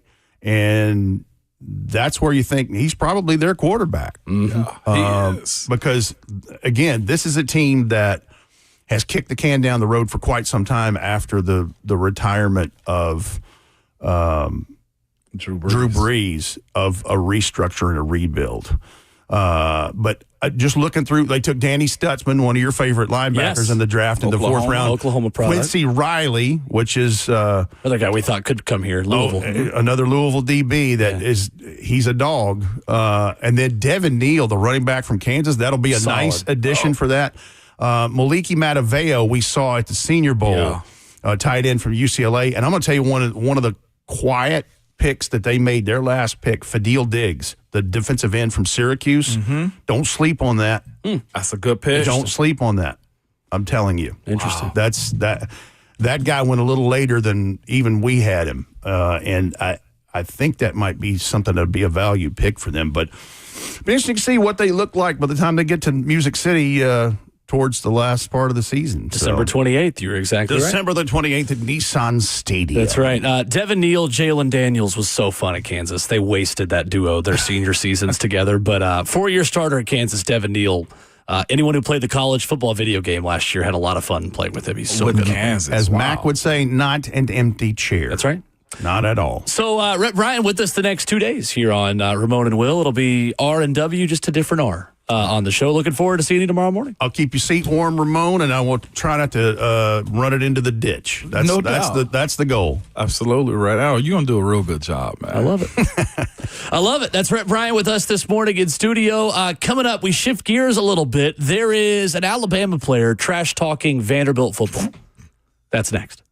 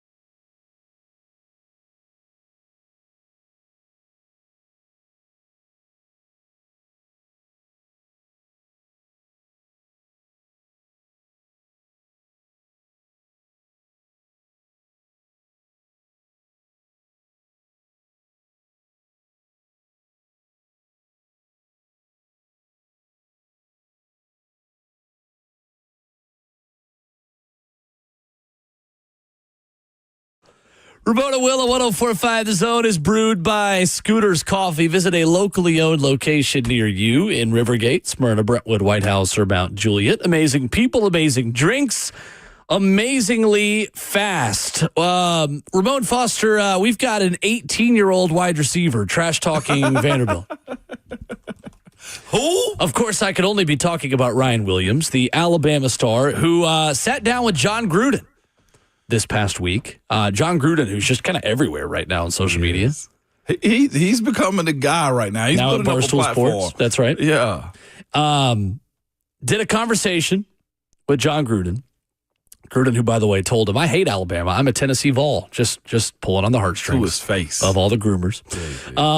Ryan Williams to John Gruden about Vanderbilt. Says, going into this game, we don't call them revenge games. We're going to kill an ant with a sledgehammer this year. Every game we fell short last year, we definitely got red eyes going into them this year. Why you laugh when you read it? Ryan Williams adding, man, they just played a better football game than us that game. We came out slow, and they capitalized. They held the ball. They had their game plan and executed it. So it wasn't all trash talk. There was some credit given for the full context, to be fair. But Ryan Williams says, going into that Vanderbilt game, it's not a revenge game. We're going to kill an ant with a sledgehammer. This is where Alabama football is in the year of our Lord 2025. We're trash talking Vanderbilt. In the offseason. Good for Clark Lee. Good for Vanderbilt. Great for Vanderbilt. You're in their head, clearly. You're in the 18-year-old wide receivers. You are on his mind. So huge. So huge for Vanderbilt. Like, the fact that you are on somebody's hit list. Like, for the season to kick off, like, Vanderbilt ain't did nothing to nobody but try to better themselves week in and week out, year to year, man, as it pertains to their NIL, how they are as a university. Their quarterback is hot. They got buzz. Like, they're worried about them. And here you are, a college All-American, speaking about whooping them like a sledgehammer to an ant. Like, again, Will, to your point, kudos, man. Congratulations to Clark Lee. But Ryan Williams, this isn't Alabama standard. Alabama players, I don't think, ever have spoken out as far as just what Nick said, rat poison, message board material. Like, you were one of the first, and it just shows also to me just where the standard at Alabama is, too. I saw somebody speaking about it last week, saying, like, guys were wearing long sleeves at practice. Like, Kellen DeBoer, I think, is a good coach, right? But this is a difference. This is a different team than what Nick Saban It's a new day. This would have never happened. Bama would have never lost to Vanderbilt also in that era. Well, that's true. That's very true. Ryan Williams last year, Alabama freshman wide receiver. You want to guess how many yards he had last season? I saw it. It was a little bit less than I think everybody realized. I think it was like 700? 865 yards for Ryan Williams last year. 48 catches, 865, 8 touchdowns. Look, I'm not going to totally put down Ryan Williams because I think Ryan Williams is a good football player. I think he could be a great football player. I think the hype on Ryan Williams got a little out of control at the beginning of last season for Alabama. Now, having a better quarterback would help. Jalen Milroe was far from perfect last season. But it felt like Ryan Williams had one big spin move against Georgia, and we anointed him as the next big thing in college football. I think the only wide receiver as a freshman that deserved that last year was Jeremiah Smith up in at Ohio State. Yeah. Like, I think Jeremiah Smith is still on his own plane. I'd even put Ryan Wingo from Texas as another guy who could join that conversation in terms of young stud wide receivers. A couple cats over at Clemson coming over into this season who are going to be in that conversation of top-tier A-plus wide receivers this upcoming season. And again, I'm not putting down Ryan Williams as a player. He's a good player. I think the hype got a little out of control on Ryan Williams at the end of last season. Well, you know what it was? He became a star in prime time.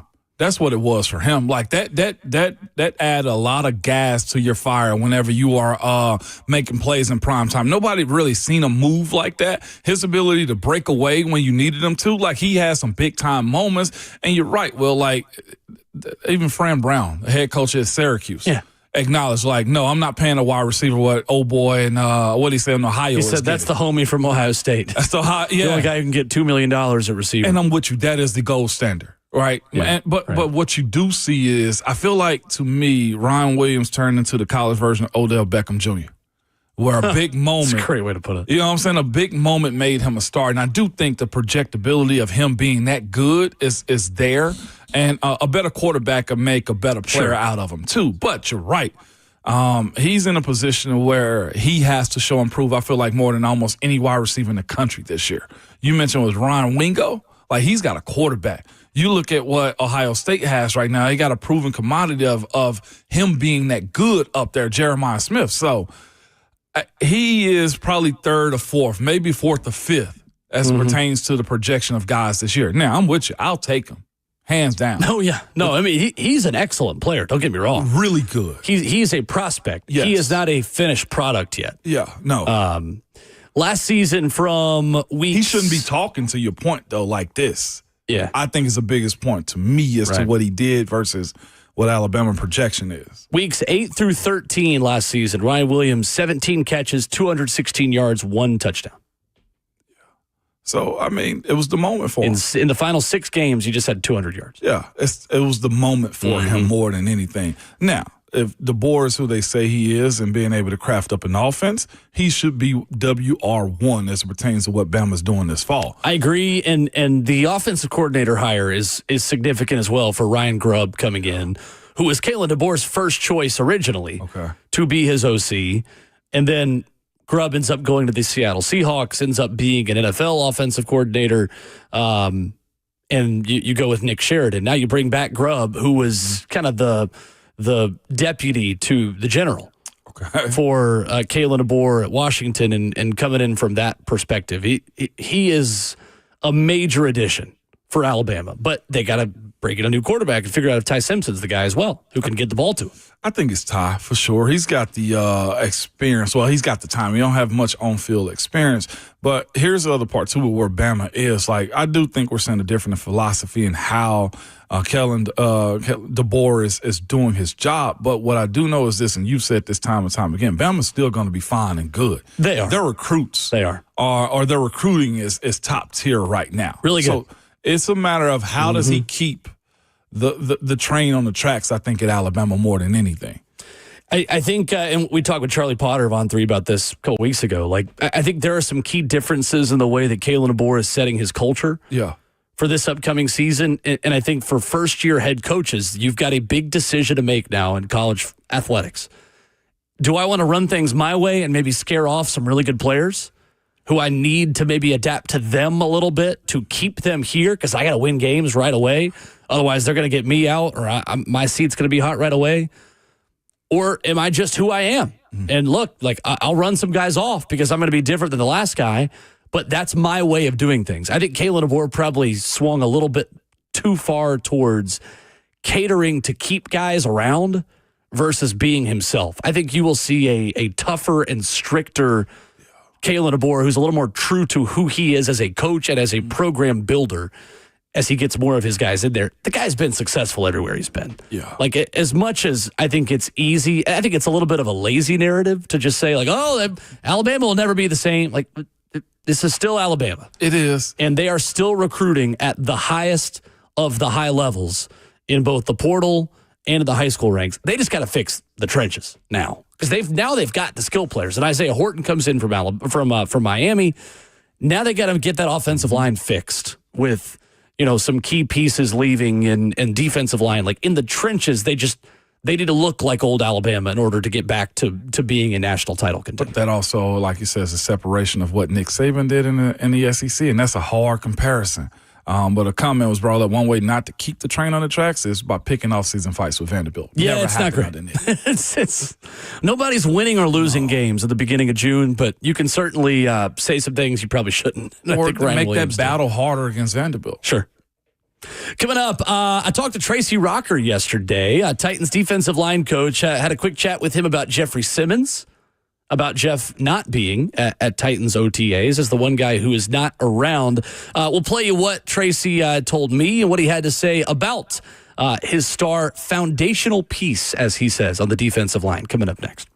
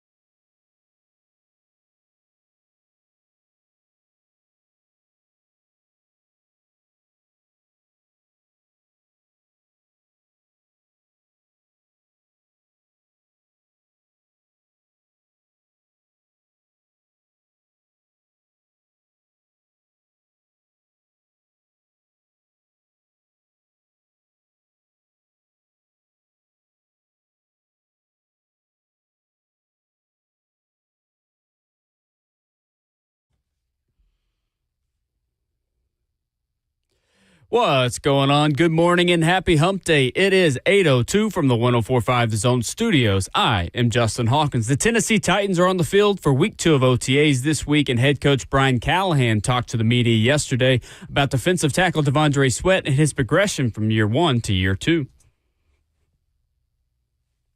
There's not a lot of people on the planet that can do what he does at his size, and it's more about the consistency of performance. Would like to see more from the pass rush game. He's got ability to point for a man his size, and that's point of emphasis for him is affecting the quarterback more. He's a tremendous run defender. That was a strength of his already from last year. Part of it's going to be just improving the detail and then improving the ability to help affect the quarterback. Sweat in his rookie season last year had 1 sack, 2 quarterback hits, 1 forced fumble, and 51 tackles. In other news, the New York Knicks fired head coach Tom Thibodeau yesterday after helping the Knicks reach their first Eastern Conference Finals berth in 25 years. The Knicks under Thibodeau made the playoffs 4 times out of the 5 seasons he was the coach since 2020. The Knicks were eliminated by the Pacers in Game 6 on Saturday. In the NHL, the Stanley Cup Final starts tonight as Connor McDavid and the Edmonton Oilers host the Florida Panthers for a rematch of last year's finals where the Panthers won in 7 games. The Oilers are looking to win their first Cup win since 1990 and open up as slight favorites to win at minus 130 odds. Puck drop tonight, 7 p.m. on TNT. For all your foundation repairs and waterproofing needs, you've got to go to USSTN.com. Breaking news at once on your home for the Titans and Vols. This is 104.5 The Zone.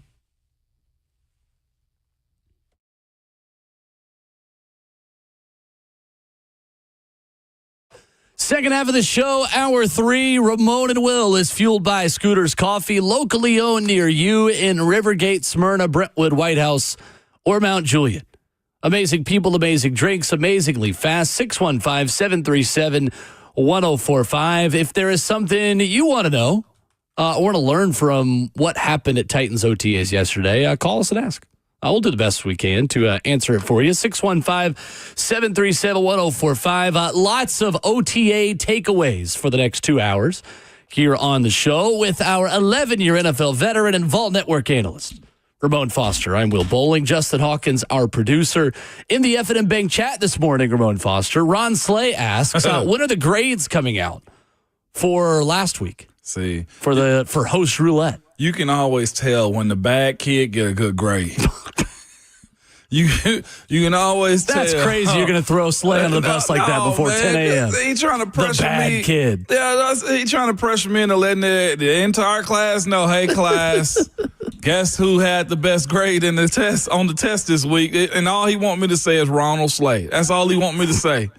That's it. You can tell when the bad kid has been acting good. Okay, that's all this is, man. That's crazy. And then yesterday, man, they had a phenomenal caller yesterday, and I was having a good time with their caller, Mike, that called in, and he was speaking about Will Levitt, and I was just like, listen. Will Levitt? Yeah, listen. Is he related to Sam Levitt from Arizona State? Listen, all I know is that was one of the best calls. To me, I feel like 3HL has like a calling order, okay? I feel like they got a calling order. You got what is it? What is the couple in Kentucky? Reese and Laura. Yeah, there's a hierarchy. There's a hierarchy, callers. and yeah, I'm no not doubt. ranking them per se right now, but Reese and Laura's up there. Okay, Jake and Brentwood, my favorite. Okay, and then Mike and Mount Juliet. Johnny yesterday. the Poet up there, and didn't know it. Okay, no, I think he does know it. Listen, I'm telling you, Mike and Mount Juliet moved up above Jake and Brentwood yesterday. That's what I'm telling you. And all that is now is Ron Slay want to play the game and just let everybody know that he's here in class on time. He didn't get an extra breakfast this morning. He showed up on time, and he did good on his test yesterday or on Friday. That's all. Ron Slay now in the F&M Bank chat says, teacher been stringing this along. We don't even care. I think we're all transferring out of this class. Look at this portal kid. Look at this portal Zach Lyons is in there too, says we're on to summer break. It's very Belichickian of you. We're on to Cincinnati. We're on to summer break. That's crazy. You're in a new grade anyway. You all have new teacher. Exactly, man. You finished the school year with Ramon Foster, and now you're into a new curriculum. And you know what's crazy, though? Here they are asking about grades, and it was an open book test.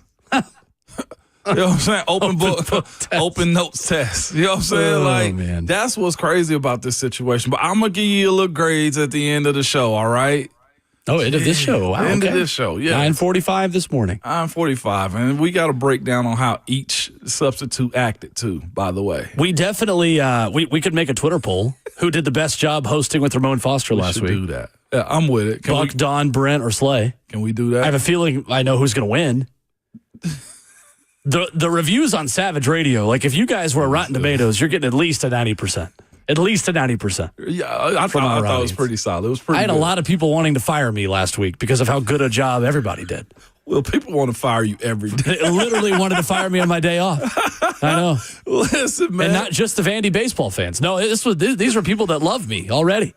Wanted me to go. Long as your sister and brother didn't comment on it, man. As long as like they were just like, no, keep them. Family's in my corner, but if you weren't sharing a last name with me, or if you're not betrothed to be wed to me, with Peyton, who doesn't yet share my last name, but will eventually, then you were good as gone. Then Savage Radio was loved, and I don't blame anybody. Well, you know what? It was a good time, and you are leaning into him right now because you tell him he did a good job on the test, and that's all he wants right now. We'll put it out here in a minute. Ramon will release his grades. I'll release my grades at the end of the show this morning. I'll even tweet about it. Okay. I got it together. We'll be good to go.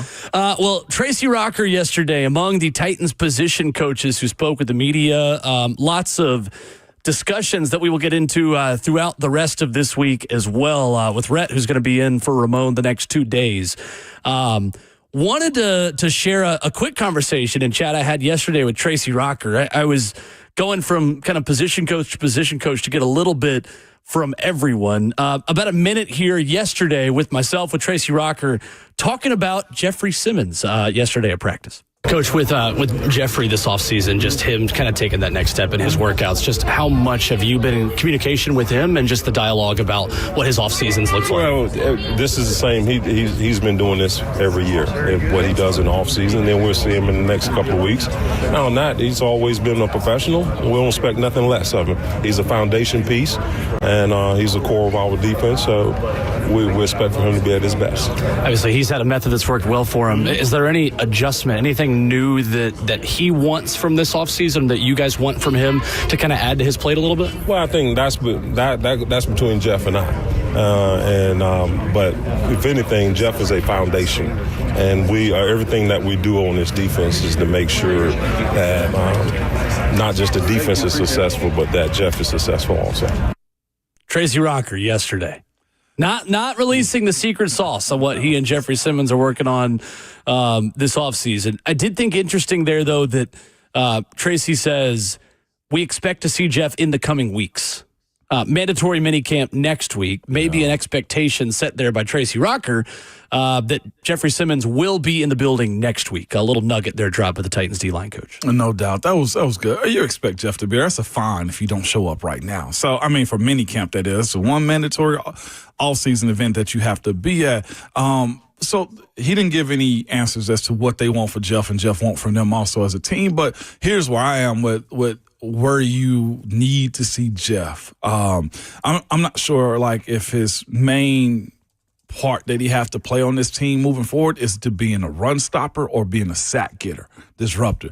I think Jeffrey Simmons' next phase for his career, his style, and what this team needs is a go-getter at the D-tackle position. Not to compare him to Chris Jones, right? But the idea that Chris Jones delivers in big-time moments, third down and got to have it. Second down and got to have a big play. I love to see that version for Jeffrey Simmons and the Tennessee Titans, though, to where he's more of a weapon than an actual just mainstay defensively. I do think, like, the young guy participation on, like, first and second down is going to be crucial for this team moving forward to try to help and preserve and maximize Jeffrey Simmons' ability to get after the quarterback. It is unique having an athlete be on the interior of the defensive line. And I think teams are starting to pay more attention to it. But here's the thing. If you can flush those quarterbacks out like a guy with a guy like Jeffrey Simmons on those gotta-have-it plays, I think that instantaneously make this team better. Right. That way you get more production out of guys on the edge. And not just that, but, like, you know how good Jeff can be. But if he's got to be in on first and second and third down, and then they get a first down, and then he got to do the exact same thing on the next series of first to fourth downs, that really diminishes his role. So I like to see less of him on second down or like a series or two to to try to maximize what he is. Because I don't even think we've gotten there yet because he's so doggone beat down, Will. Right. By the time the fourth quarter comes. And that's something he's somewhat openly complained about too. That's fair. I think for Jeff then, if I'm his camp, hearing the D-line coach say, hey, you're the foundation of everything we do on defense, I think then the money conversation is on the other side of that from Jeff's camp. Yeah. Say, all right, well, if we're the foundation of everything, a guy named Milt Williams just got 4 years, $104 million in New England to be the foundation of their defense, and my guys over here still on 4 years, $94 million. Yeah. It's the business side of it definitely is, I think, is going to creep up sooner. So with Jeff, what do you think the focus is for him? I know we got the chance to catch up with him, about a month ago over at the golf tournament with Fun Recovery, but slimming down a little bit, becoming a little bit more quick versus powerful. You feel like that's kind of the game plan for Jeff at this point of his career? I think so. And I guess he said, well, yeah, I'll go there. Privately, that's he said what it on air. He told us a little bit, like the number he kind of, I don't think he gave us a number of where he wants to be, but that was kind of the conversation we had with Jeff on air. He said not over 305. And if I was guessing, I probably think Jeff was probably holding 310 to 315, maybe. You know what I'm saying? I don't want to put 320 on. I definitely don't think he was a 320 guy, but I think probably holding about 310 to 315. And the fact that, Will, like you asked, like, where do you want to see him? It is at that 305, athletic, agile, high stamina role is where you want from him. Yeah. And what does that mean? What does that say to me is this. His play is going to be more pass rusher, getting up the field, this like disruptor type of guy, instead of, hey, we're counting on Jeff to be the run stopper. I think that's been his mentality as of late, is he's just going to battle you and just bully guys on 60 plays a game, which is that's a ton of plays for a D tackle that run as hot as he does. It is. And for this team, we've been asking, where's the playmaker on third down? You almost get to that down, I feel like, in the last couple of years, and you just feel like, oh, well, they'll get it, or something strange has to happen for them to get off the field. And if you're telling me he's lost weight to make himself quicker, that's also telling me he's not going to be as dependable in the run-stopping side of it. Because if Jeff's 305, right, which is a good weight for him, like the idea that he needs to be taking on 600 pounds of weight every single play, right, 3 downs, I don't want to see him live that life, to be quite honest with you. It asks more of your linebackers as well to fill in gaps. If Jeffrey Simmons is getting so far upfield to get after the passer, it's a run play, and then there's a gap there that needs to be filled and taken care of. Yeah. We have a comment from Duck in the comments, like $100 million rotation pass rusher Jeffrey Simmons. Yes. No. Well, I mean, not rotation yes pass rusher. But like, you're paying him for that skill is my point. Like, the ones that get broke off aren't necessarily your run stopper, like Milton Williams getting that, though, does signify like they are paying run stoppers, that type, because I don't view Milton as a pass rusher. Arden Key is a rotational pass rusher. Jeffrey Simmons is not. Is doing a lot more than just rotational pass rusher. But like the point of like his skill to be able to get after the quarterback, like that's what the $100 million is for Jeff, in my opinion. And another comment says, so Jeff's on vacation because he feels overworked? No. I mean, Jeff is working.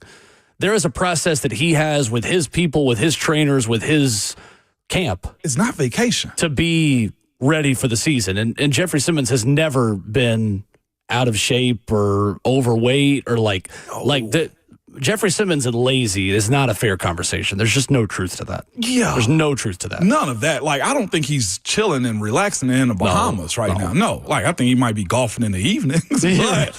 But as far as like him chilling, no. And I think there's an expectation he'll be around next week. So if he isn't, then maybe we'll have a different talk. But for right now, there's no holdout or hold in for Jeffrey Simmons. I think there's an expectation he's going to be around and is doing the work. Coming up, though, his teammate, his running mate on that defensive line, Tavandre Sweat talked yesterday. We got to see a good bit of T-Sweat from Ramon's perspective of someone who has moved humans like Tavandre for 11 seasons in the NFL. What is the next step for Tavandre Sweat to take? We'll tell you what Brian Callahan said answering that question coming up next.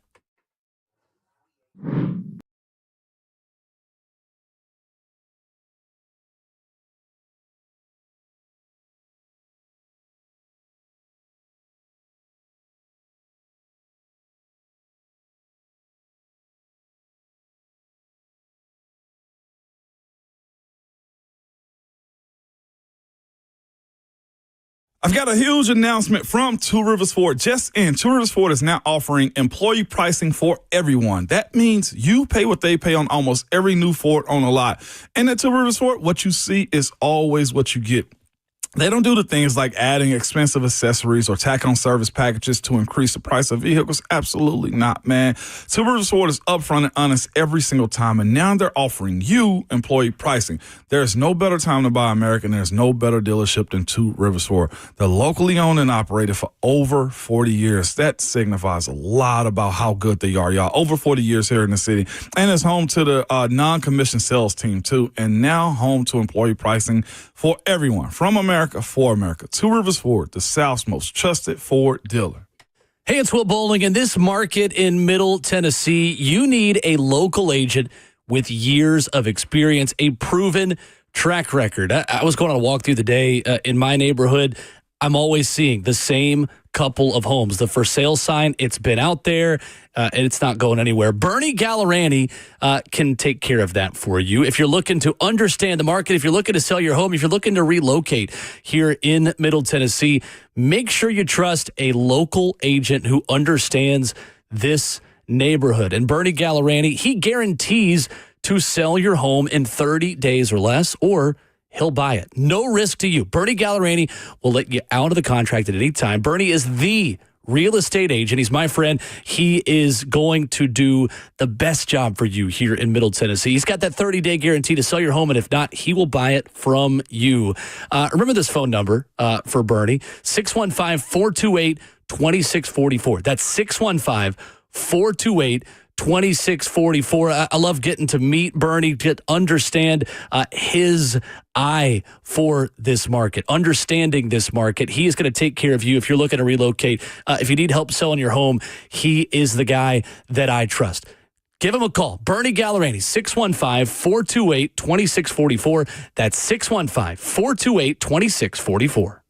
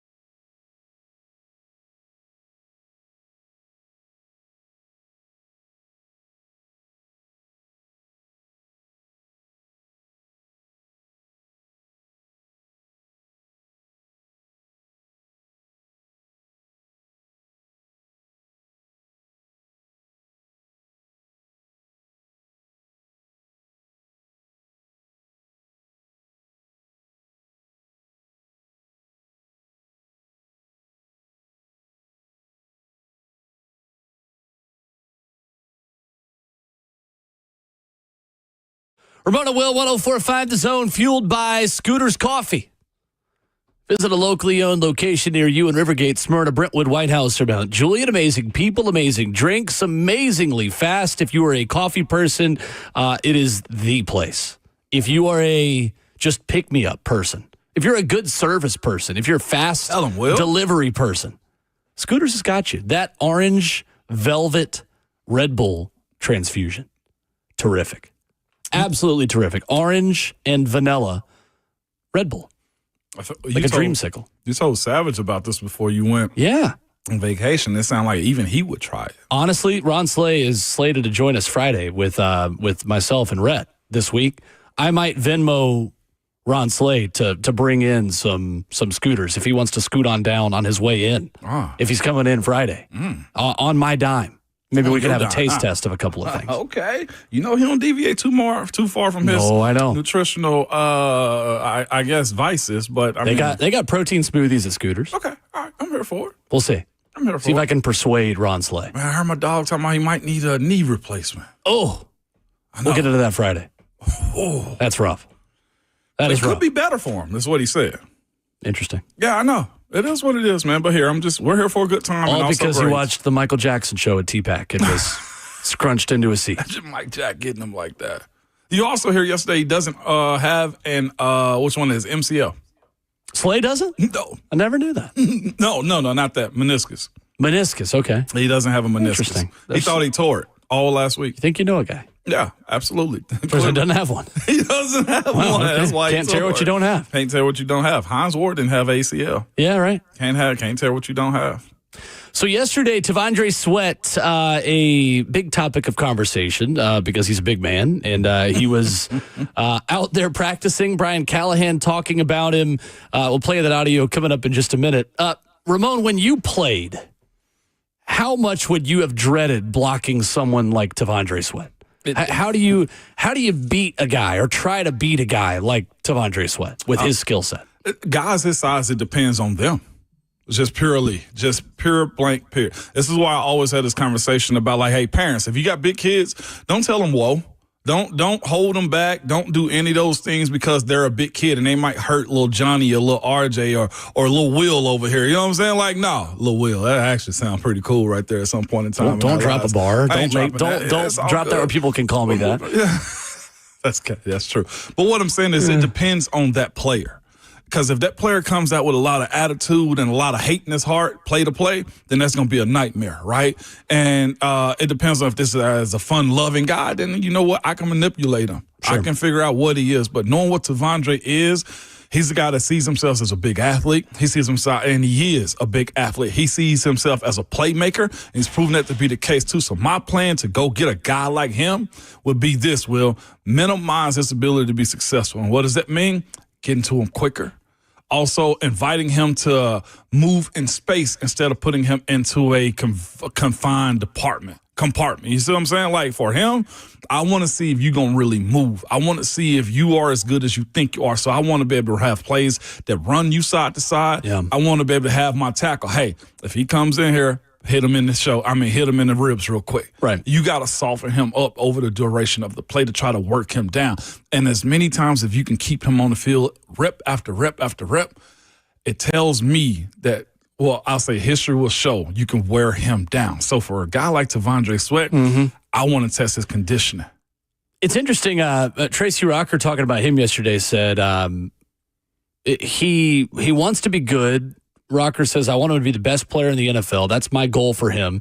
But he has to take the bull by the horns. He has to just keep working to make his imprint in this league, saying he has a better feel now for his mates next to him than he did when he first came in, Tavandre Sweat. Brian Callahan talking about Tavandre yesterday had this to say when asked about the now second-year defensive lineman. I think it's the details of the position. You know, he's a supremely talented person. There's not a lot of people on the planet that can do what he does at his size. And it's more about the consistency of performance. Would like to see more from the pass rush game. He's got ability to rush for a man his size, and that's part of point of emphasis for him is affecting the quarterback more. He's a tremendous run defender. That was a strength of his already from last year. Part of it's going to be just improving the detail and then improving the ability to help affect the quarterback. So I think those are the things we're looking for progression-wise from him. And he has the ability to be a full 3-down player. He's not necessarily your explosive interior pass rushers that are out there, but he's got great ability to push the pocket too. So looking for more of that from him. And I think he had a solid start to his career, and I think there's a whole lot more meat on that bone for him. 2 sacks, 31 tackles, a forced fumble last season, Ramon Foster. Tavandre Sweat graded as the 16th best interior defensive lineman, according to Pro Football Focus. The metrics and numbers loved him. Had him as the 10th best run defender in terms of interior D lineman in the NFL last season, with a 75.0 Pro Football Focus grade. I want to start here. When Brian Callahan says, I want him to be more focused on the details of that position, what does that mean? It means you can't just size people up anymore. It means you can't just line up and say, you know what, I've been doing this all my life and I'm just going to run through your face. What are you reading before the snap, before the ball is snapped? How are guys attacking you? You got to be able to adjust to that too. Are your pads low? Your pad level low? Are you well conditioned too? Because in today's NFL, we speak about like the quickest way to get to a quarterback is from the interior. Like, you can't just be a run-stopping guy unless that is your specialty. Like, his ability to add more to his pass rush. Can he shed guys? Can he get off of blocks? That's what Coach Brian Callahan is asking him to do, is be in a position to where you are unpredictable, because the size is there. The one way guys get offensive linemen is having a toolbox of moves, a plan. And the way it seemed to me, Tavandre, from what Coach Callahan just said, there wasn't necessarily a plan he had moving forward on how he was going to be successful. He just moved and used his body and what he was born with to be successful. There's a difference, man, from year 1 to year 2. And what he did last year as far as just trying to bully folks, what Callahan is saying is this: you got to give me a little bit more. Mm-hmm. There has to be we got to turn on the tape and say, we've never seen that move before from you. You know, because at some point you become predictable. And that's the last thing a guy like him is going to need in his career, because, again, because of his size, a lot of guys are going to welcome that, especially if they're just as strong as you are. If I can meet you in the phone booth, minimize your movement, or try to get you to run more, then I got you beat at that point. And that's what Coach is asking of him. Like, there are going to be some teams I feel like they're going to try to tempo the Tennessee Titans because they feel like they can. And if you are out there, Tavandre, and you're not in shape, or you're not being effective in the plays we're giving you, then you're a liability. And that seems to me to be what they're not wanting from him, is to be that big of an athlete with this amount of talent and be a liability. It's interesting. You're talking about teams tempoing the Titans. Yeah, I would. Because here's the thing, too. I would tempo you because for one or two reasons. One, because I don't want you to get set because you got a lot of threats on your team, or because I can take advantage of you. Meaning there's only one playmaker that we know of out there so far. Sure. And it's Jeff. Yep. Right? That's why Tavandre's got to take a step forward and be someone that is circled on film on Wednesday. Yes. Leading into weekends. Yes. He has to, as Coach Callahan said, they want him to be a 3-down guy. Mm-hmm. They do. And it takes a lot of pressure off of Jeff. Right. It helps out the linebackers. And then it's also the side of, like, this is where your star power comes into play, too. Like, you create 100%. A career for yourself. Right. The same way we spoke about NPF from year 1 to year 2 and then year 3, you don't want that descent. Right. At all. And it's harder in year 2 for pros because nobody's excited about you anymore. Like, you get thrown to the side pretty quickly. Really quickly. So make me excited again is what they're asking of Tavandre. I was thinking about that yesterday because as many questions as we got, I know it's year 3 for him, kind of year 2 because he was hurt, as many questions as we got about Colton Dowell. Yeah. In the beginning of his career. Oh, local guy, Wilson Central. Made some plays yesterday in 7-on-7s. Mm-hmm. We've all kind of thrown him to the side because Xavier Estrepo's here. Absolutely. And because, Chimere Dike and Elikiah Manor, and even to a lesser extent, but still relevant, Bryce Oliver is in that same conversation. Like, how excited were we in December and January about, hey, maybe this is the next NWI. Maybe this is the next guy that you feel like can contribute and be a part of this room moving forward. And, and now how many Titans fans are penciling in Bryce Oliver as someone who is even making this roster? Probably not the majority. Not like it was last year or the year before. Like, he's probably on the outside looking in and even making this team at this point, according to most fans who, are in the weeds of this and following it. So your point is accurate that the shine on you as a player kind of wears off, at least externally, in terms of the way you're perceived when you're not that new shiny toy and rookie in there anymore. You only get really one label. Well, there's two labels in this league. You get rookie, and then you get vet. Yeah, right. There's no sophomore. There's kind of a middle ground where you're becoming a veteran, but you're also not really a rookie anymore. Exactly. Yeah, and that's a great point. That's where I feel like Tavandre has to be this year. And it starts, honestly, with just domination. Like, I hate seeing, especially big guys, waste talent. Mm-hmm. And I'm saying, Tavandre has wasted any talent. No, I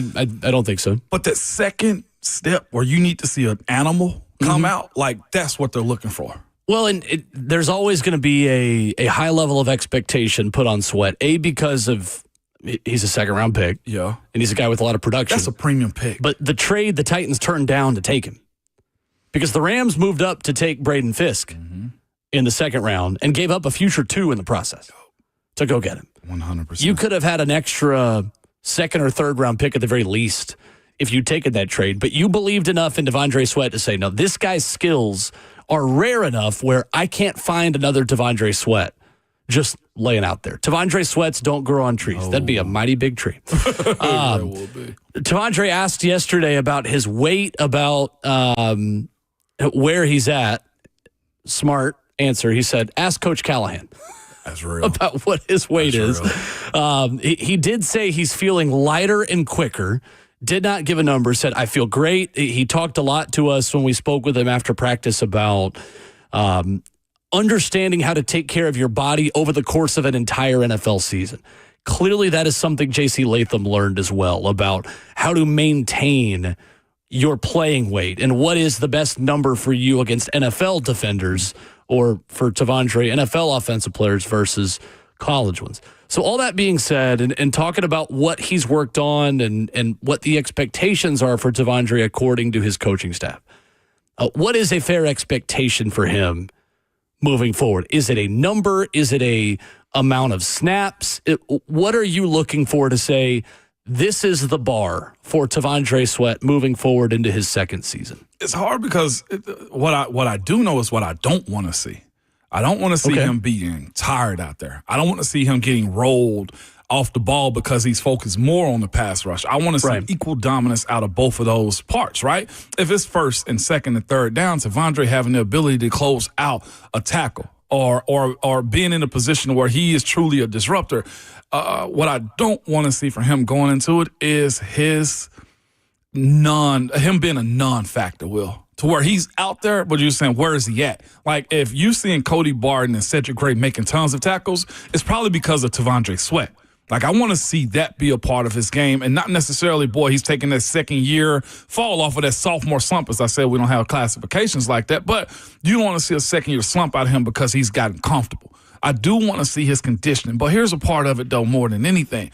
Being big is a part of his job.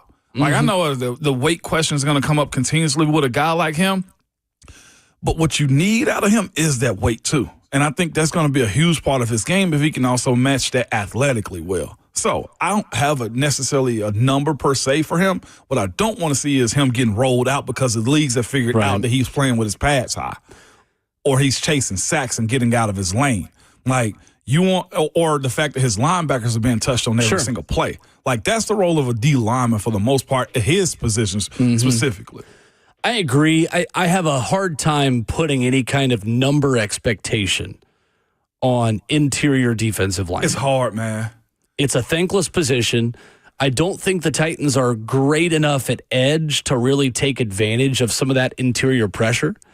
It feels like the Titans are building this defensive line inside out to say we can afford to hunt at bargain prices a little bit and invest a little bit less at edge rusher at the beginning of this rebuild, because lesser talented edges, with respect to those guys, they haven't spent a lot of money there. Lesser known commodities at edge can be better players based on who's playing in the interior of this defensive line. So if Draymond Jones has a good first season as a Titan, if Femi Oladejo steps in and is productive as a rookie, it's in part because of Tavandre Sweat and Jeffrey Simmons pushing quarterbacks out of the middle of the pocket and right into the lap of the edge rushers. So I think that's the first standard of it is, are you setting the table a little bit for your edges who need help? Because the Titans have a weakness at edge rusher. And again, it's not really an indictment on the front office at this point. To me, it's just like you had to choose something to not invest major resources in at this point of a rebuild. Mm-hmm. And in a rebuild, you're not going to go chase big money 1-year deal edge rusher who's 33 and chasing a ring. You're not in position to hunt those guys, and those guys aren't in position to really accept your advances when you look after. For Tavandre, it's flashing as a pass rusher. And that's kind of a cop-out because I'm not giving a firm, tangible expectation. It's hard to, though. But that is what I expect from him, is consistency as a pass rusher where he's not disappearing for weeks at a time. Mm-hmm. You have that level of not excuse, but you have a little bit of cushion for a rookie weeks 14 through 18, hitting the rookie wall. Like, show me that you are as good of a pass rusher in weeks 12 through 18 as you were weeks 1 through 11. And sustain a consistent level of disruption. Like, pressure rate is what I want to see from Tavandre Sweat. If I'm giving a number to make this as tangible as I can, I want Tavandre Sweat to be in the top 25 pass rush graded PFF defensive lineman this season. I don't think that's too much to ask. Tavandre Sweat, the 60th best pass rusher, according to Pro Football Focus for defensive linemen. Yeah. I want you to be top 25 in that metric this season. Yeah. I think that's a fair expectation for him. If he can log 5+ sacks this year, I would take that. If he gets 5 sacks as a if we're gonna put a 330, 340 pound, whatever he is, interior defensive lineman, I would take that all day. Yeah, if we can put a 5 sacks, I'd take that all day for Tavandre 7 Sweat. TFLs. You know what I'm saying? Like, playing that game right there. And also, if you got whether they're alternate or first, or if they make the Pro Bowl, like Cody Barton been in a position where his name doesn't disappear here in Nashville. Like, that matters too because of Tavandre. 615-737-1045. Do you have an expectation level for Tavandre Sweat moving forward into year 2? You can let us know on the phones or in the F&M Bank chat, Facebook Live, YouTube, Twitter, or Twitch. Coming up, some interesting college football numbers. I think Tennessee was ranked higher than it should have been in one college football ranking and metric yesterday. We'll tell you about that next.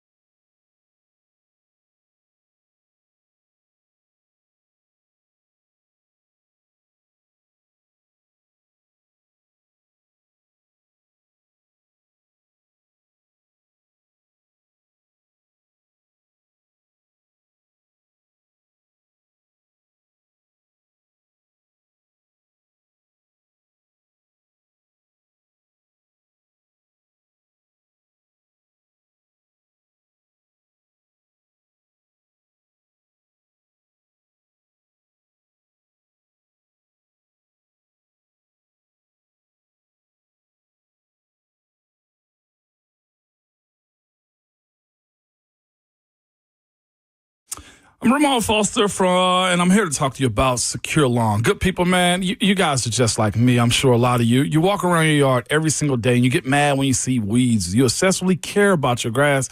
Your spouse and your friends tell you talk about your lawn more than you talk about anything else, and it's because you want to be the envy of your neighborhood, man. It's just that simple. Secure Lawn was out to my house just the other day actually servicing it, man, and I feel good about the service they provide because they provide a prime service.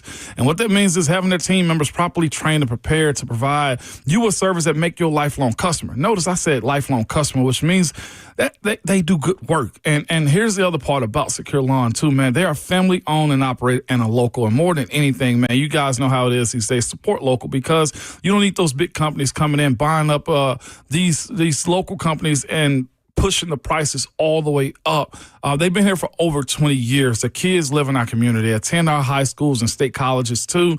But more than anything, man, they want to have your yard the best in the neighborhood. My wife called me the other day. She was like, hey, can Zeus go outside? I was like, yes, because everything Secure Lawn uses is pet, kid, and environmentally friendly. So you don't have to worry about dangerous chemicals hurting your family or your pet family either. They protect all types of grass, and they serve as residential, commercial, and even athletic fields. So go ahead and get a start on your yard and call Secure Lawn. You can call them at 615-893-8455 or go to securelawn.com.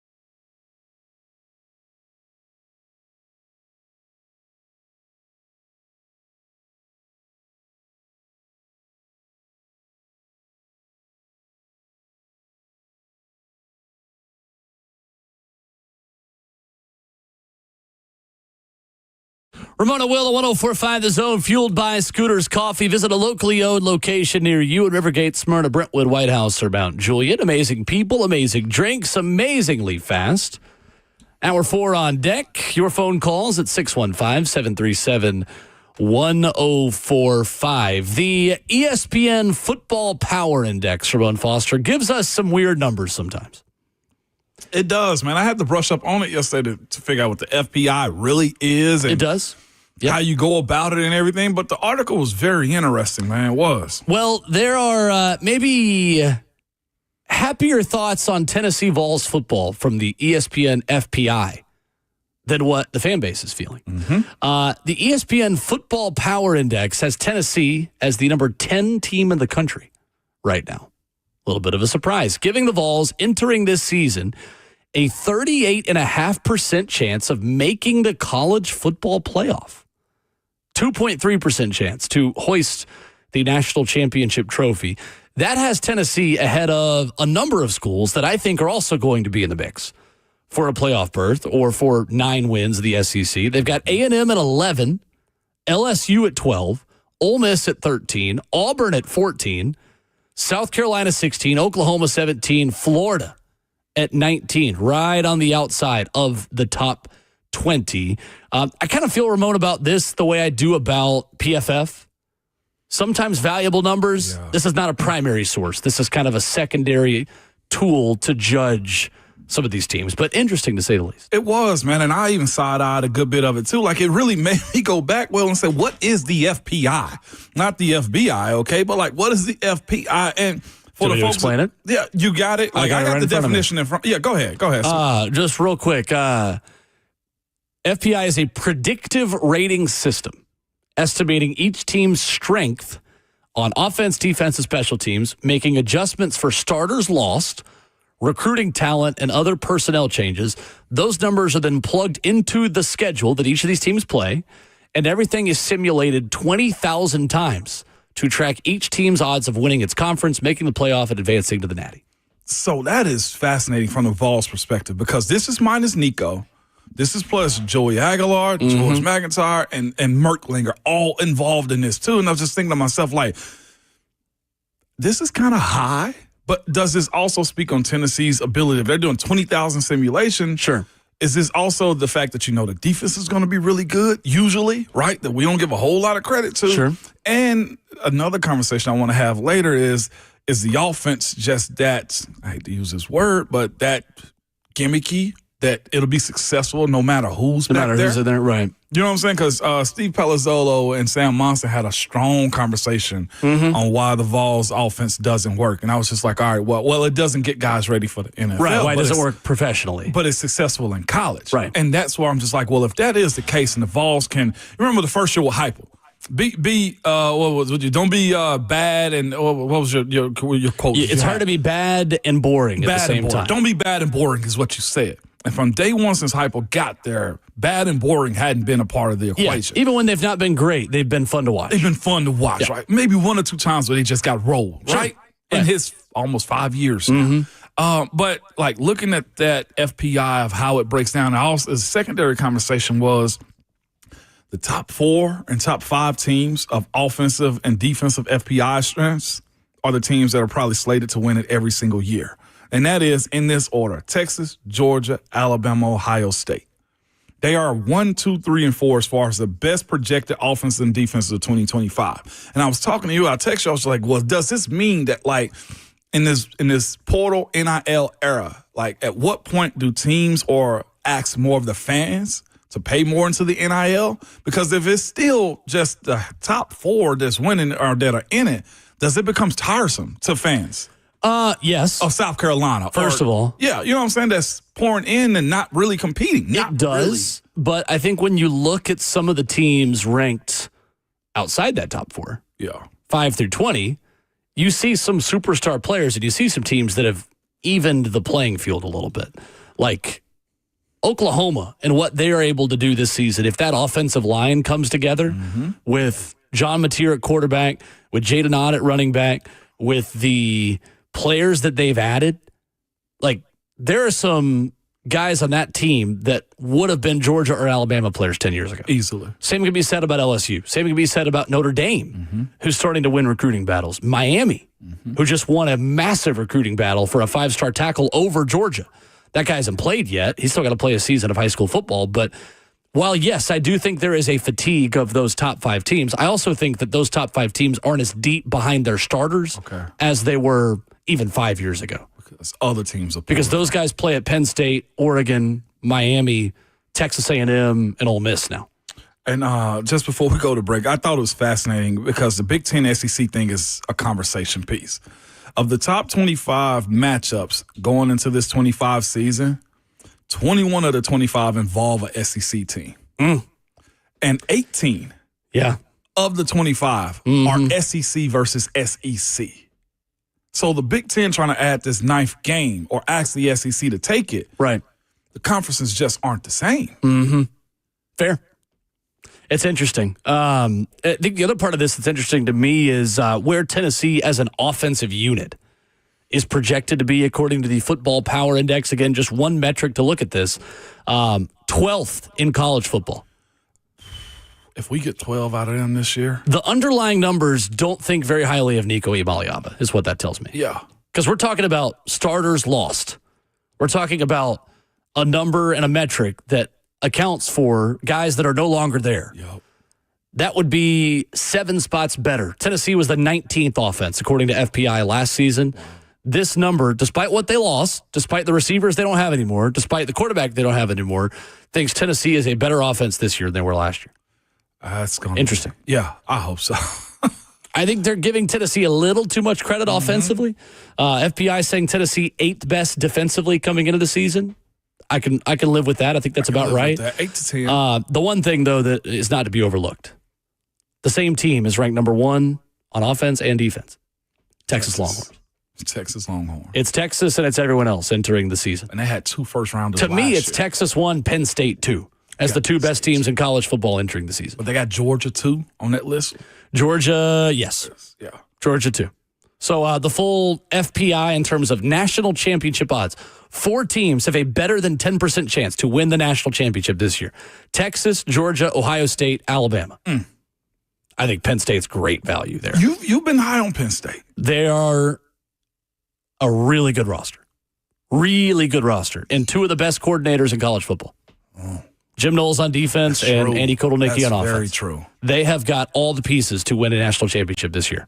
Quarterback, wide receiver now, adding Trevor Pena, adding some of the guys they've thrown in there. You know their defense is always going to be solid. They can block. I'm very high on Penn State. 615-737-1045 into hour 4. We'll catch you up on other headlines around OTAs and NFL news and notes to begin our final hour next.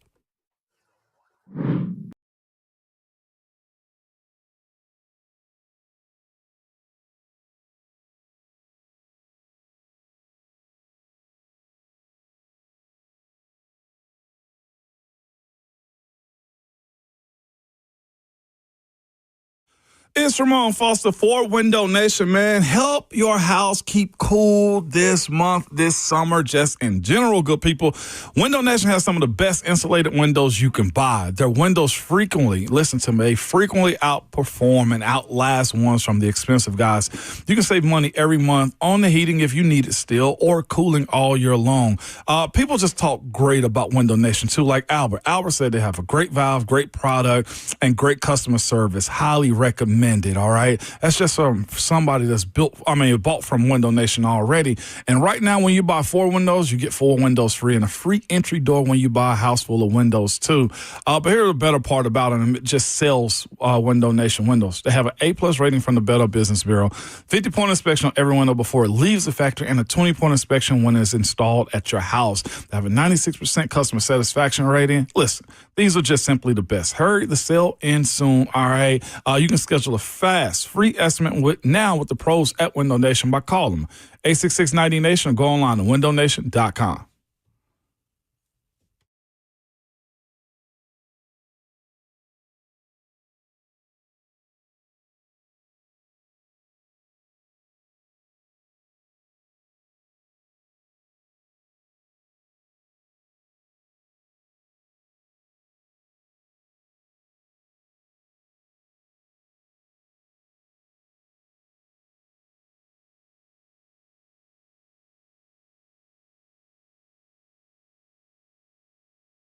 Hey, it's Ramon Foster. This summer, and I'm sure am enjoying these long, relaxing summer evenings.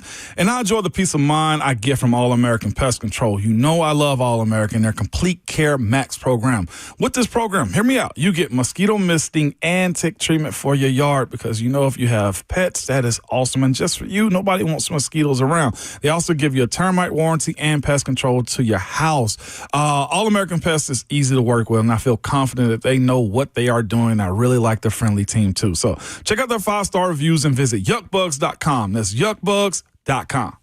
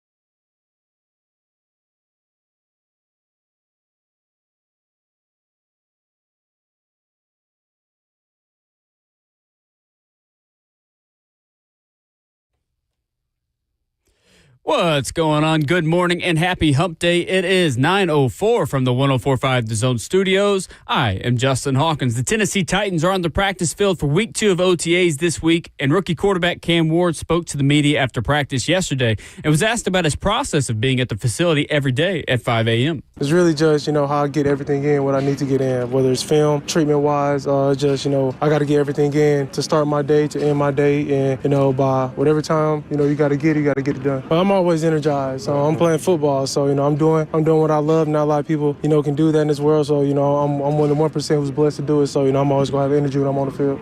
In other news, New York Knicks fired head coach Tom Thibodeau yesterday after helping the Knicks reach their first Eastern Conference Finals berth in 25 years. The Knicks under Thibodeau made the playoffs 4 times out of the 5 seasons he was the coach since 2020. The Knicks were eliminated by the Pacers in Game 6 this past Saturday. In the NHL tonight, the Stanley Cup Final starts as Connor McDavid and the Edmonton Oilers host the Florida Panthers for a rematch of last year's finals. The Panthers last year won in 7 games. The Oilers are looking to win their first cup since 1990, and they open up as slight favorites to win at minus 130 odds. Puck drop tonight, 7 p.m. on TNT. For all your foundation repairs, you've got to go to USSTN.com. Breaking news at once on your home for the Titans and Vols. This is 104.5 The Zone.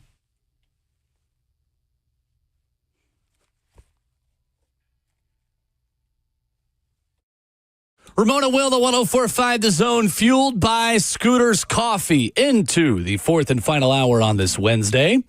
Visit a locally owned location near you in Rivergate, Smyrna, Brentwood, White House, or Mount Juliet. Amazing people, amazing drinks, amazingly fast. Typically the time you would hear Rhett Bryan on the show on a Wednesday. Well, you overslept if you're just joining us. Rhett was in here at 7.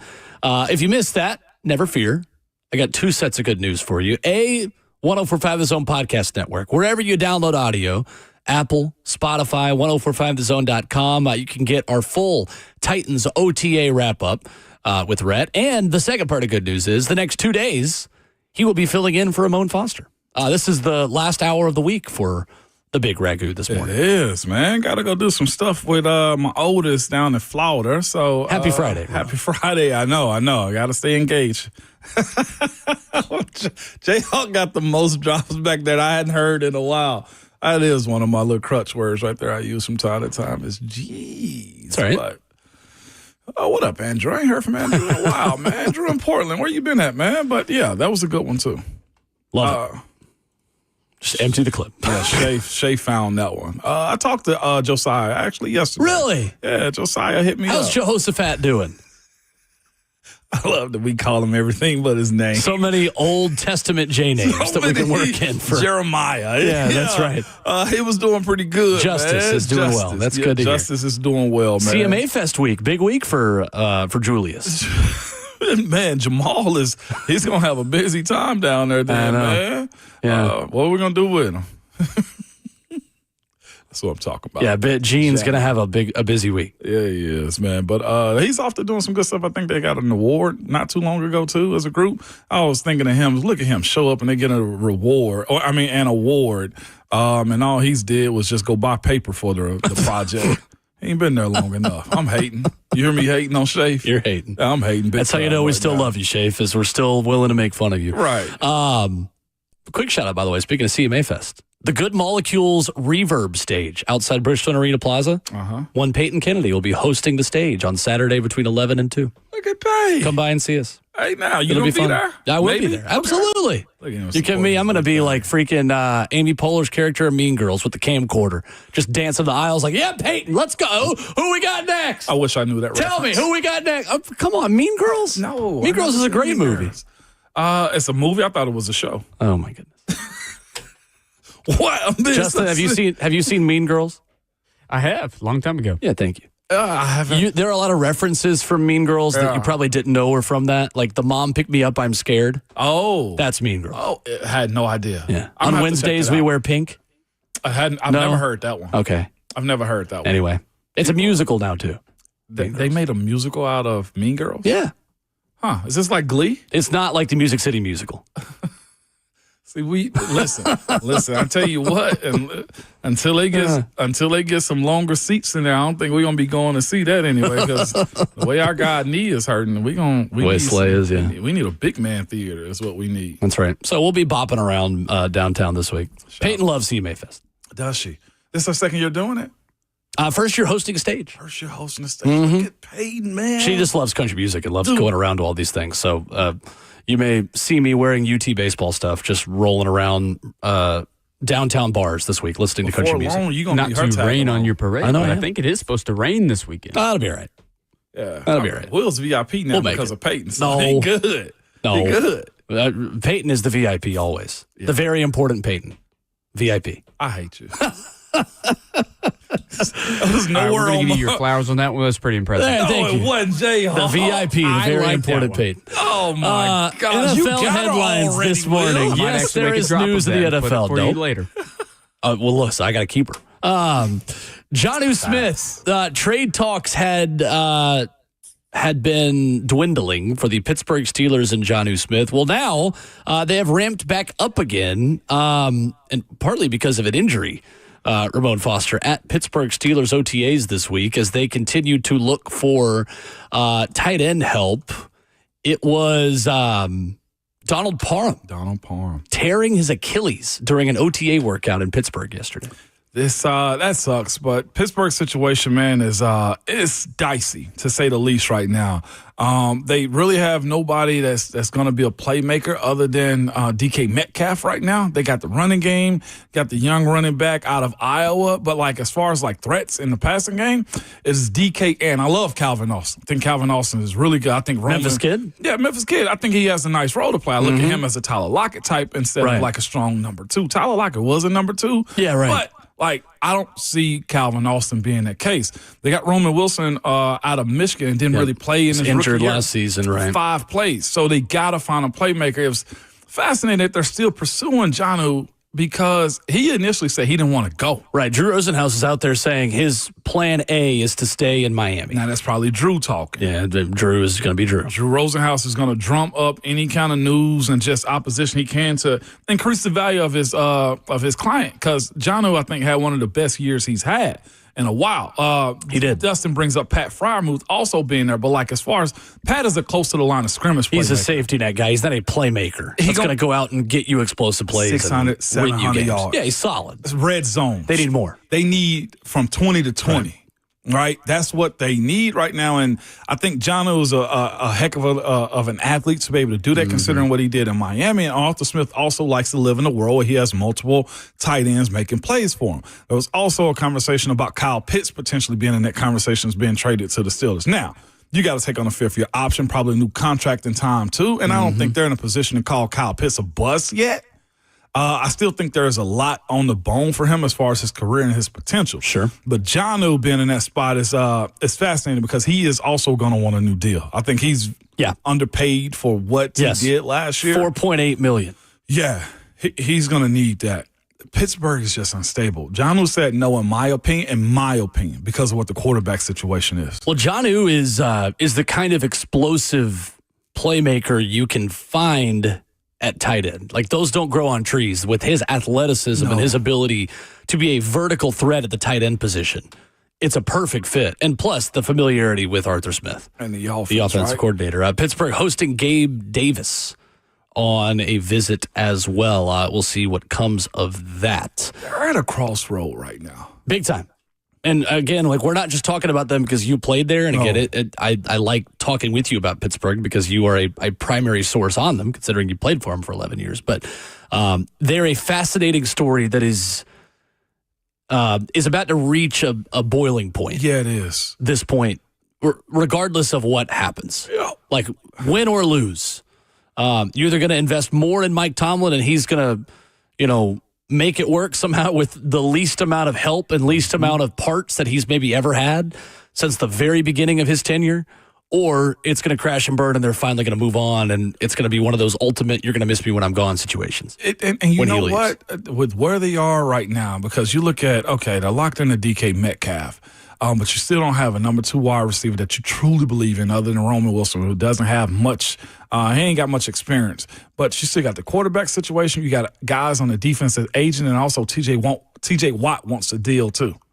So it may be one of them situations where they mutually agree to depart, but who knows?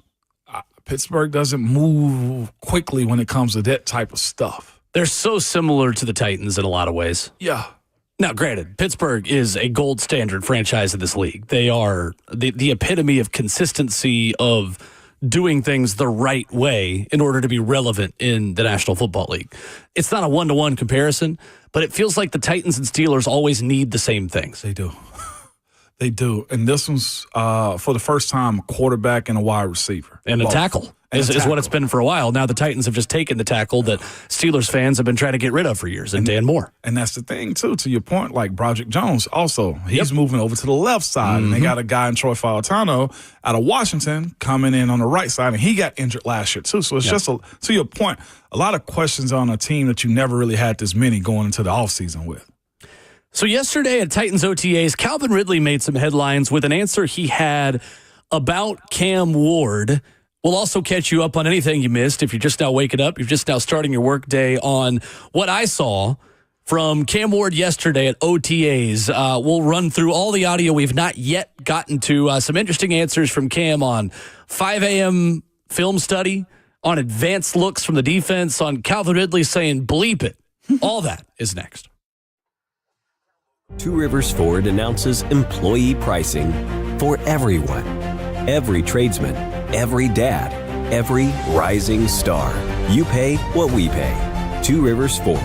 Locally owned. It's Ramon Foster for the American Wellness made. Institute of Nashville. Listen, good people, I've been going to see Dr. Ashley, and she knows how to help athletes, man. She knows the athlete's body and the trauma your sport and position can cause on your body, all right? And where? From active athletes needing some help to stay on the field to older guys that are now off the field, but can still feel the days. She has extensive knowledge and top-of-the-line equipment to get you better. Ladies, she can help you get better, too, from your hips and back to nerve damage from carrying kids. Let her help you get better, stronger, and healthier. The Wellness Institute is one of the few that have a female doctor that can help be an advocate for you. And yes, you can have a life of pain-free, all right? Of free pain. Enjoy the things you used to do and to be happy with your life. No more back, no more pain, no more tingling down your arms or legs, and no sciatic nerve pain into your legs, too. All of that weakness and sleepless nights, say goodbye to it, man, because Dr. Mitchell and Dr. Ashley are some of the best doing it here in the city, and I can vouch for that. I went and saw them yesterday. During your consultation, you get an exam, x-rays if you need them, and bring in your MRI report to review with the doctors also, man. They would go over and get a plan for you, and they get you in and out as quick as possible. So start a pain-free life, and it is possible by calling today the Wellness Institute of Nashville. You can reach them at 615-246-5009 or go to painisbad.com.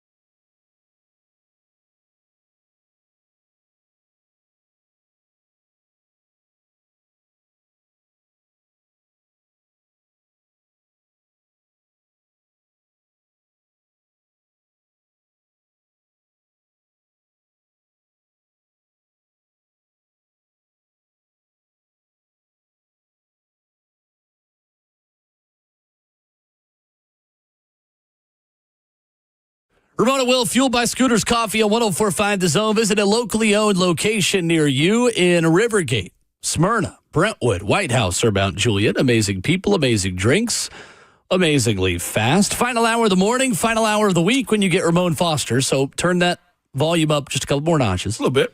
If you want insight from the big ragu, get it while it's hot. Oh, Sorry, wrong volume. Please and thank you. Wrong volume. What do you mean? I'm turning it You said turn the volume up, so I turned the volume up. Oh, okay. I like it. Jayhawk. So Cam Ward yesterday, I thought was solid over at Ascension St. Thomas Sports Park. Performance, you mean? I thought he was solid on the field. Okay. In terms of what he was able to do. I'll look back at my notes specifically on what I observed. To me, Ramon, I think where Cam Ward, just kind of recapping what I saw yesterday, his timing impresses me the most. The amount of plays where he is double clutching or unable to find anyone. Yeah. Less than I expected. He's decisive. It's on time. The ball is getting out quickly. Even if it's inaccurate, even if it is incomplete. To me, that is a meaningful first step for Cam. The ability to play on schedule. Can I tell you why? Absolutely. Like, it's so cool that you bring it up. It's for these reasons right here. If you can, it's two things you have to be able to do is not waste reps and minimize movement, man. And you're telling me that his ability to process and go, he's not wasting reps and thinking about stuff. And then also the fact that he is getting the ball out quick, like there's no wasted movement in his delivery of how he plays ball. Like I was telling my boys this, they both play football and basketball and baseball too. Like the higher you go up in level, Will, the more coaches emphasize no wasted reps or no wasted movement. And that to me is one of the most crucial things that a quarterback can have when it comes down to one being a rookie, one also being the number one overall draft pick, and just being in a position where he can help elevate everybody else. I don't think this team had necessarily like terrible talent last year. Mm-hmm. I do think if you got the right guy that, as you just said, Will, can be on time and not have wasted movement in how he plays the game, I think you elevate guys more than they should be in those moments, because I've seen dudes be in positions to where they become studs and they almost believe they're that great. Sure. But they're not. It's because of like quarterbacks elevate guys or guys around them do. And that seems to me is what Cam has from like day one. I agree. He certainly elevated Xavier Restrepo enough to be a member of this organization. Perfect situation right there to bring up. Yes, 100%, man. So imagine if he could do that if he and Calvin could get on a guy with a higher pedigree, like that's where you start to take huge steps as a team. Cam Ward yesterday was asked about his process, which includes 5 a.m. film study, where coaches are saying he's beating coaches to the facility at times. This is Cam talking about that process and where he feels like he's already improving within this system. Well, I think I'm making strides in the protection game. Obviously, I think that's the biggest thing that I got to improve on every week. Just trying to get with Coach Callahan as much as I can, get with Coach Bowl, Coach Callahan, the O-line coach as well. So just trying to get better in my protection game. Is getting up at 5 a.m. the norm for you, or getting to work at 5 a.m. the norm for you, or is that just something that you're doing this summer? It's just my process, just how I've always been in college, even to now. And it's really just, how I get everything in, what I need to get in, whether it's film, treatment-wise, I got to get everything in to start my day, to end my day, and, by whatever time, you got to get it done. Does Coach ever tell you, go home and go back to sleep? I need you energized? I'm always energized. I'm playing football, so, I'm doing what I love. Not a lot of people, can do that in this world, so, I'm one of the 1% who's blessed to do it, so, I'm always going to have energy when I'm on the field. That's Cam Ward yesterday. 5 a.m. film study, part of his process, Ramon. How normal is that? I hadn't really seen it like that. Well, I have seen one guy at another position move exactly like this. Okay. And he was like, certain people you see them like they act, I don't want to call it weird, but they're just different than everybody else. It's because in their mind, they're chasing greatness. Like I had a conversation with my boys. I always reference it, but I had a conversation with my boys, right? I was just like, man, don't chase like perfection. Nobody's perfect in sports. Even in a great game, like even in a perfect game of pitcher throws, there's still hits that happen. It's just your defense backs you up, right? Yeah. I was like, you can't chase perfection. You can chase greatness. Because on the road to greatness, like, there's a lot of things you're trying to do perfect that make you great. It's the way, and I think that's where Cam is. And another guy that did that I saw, probably the only other, was Ryan Shazier.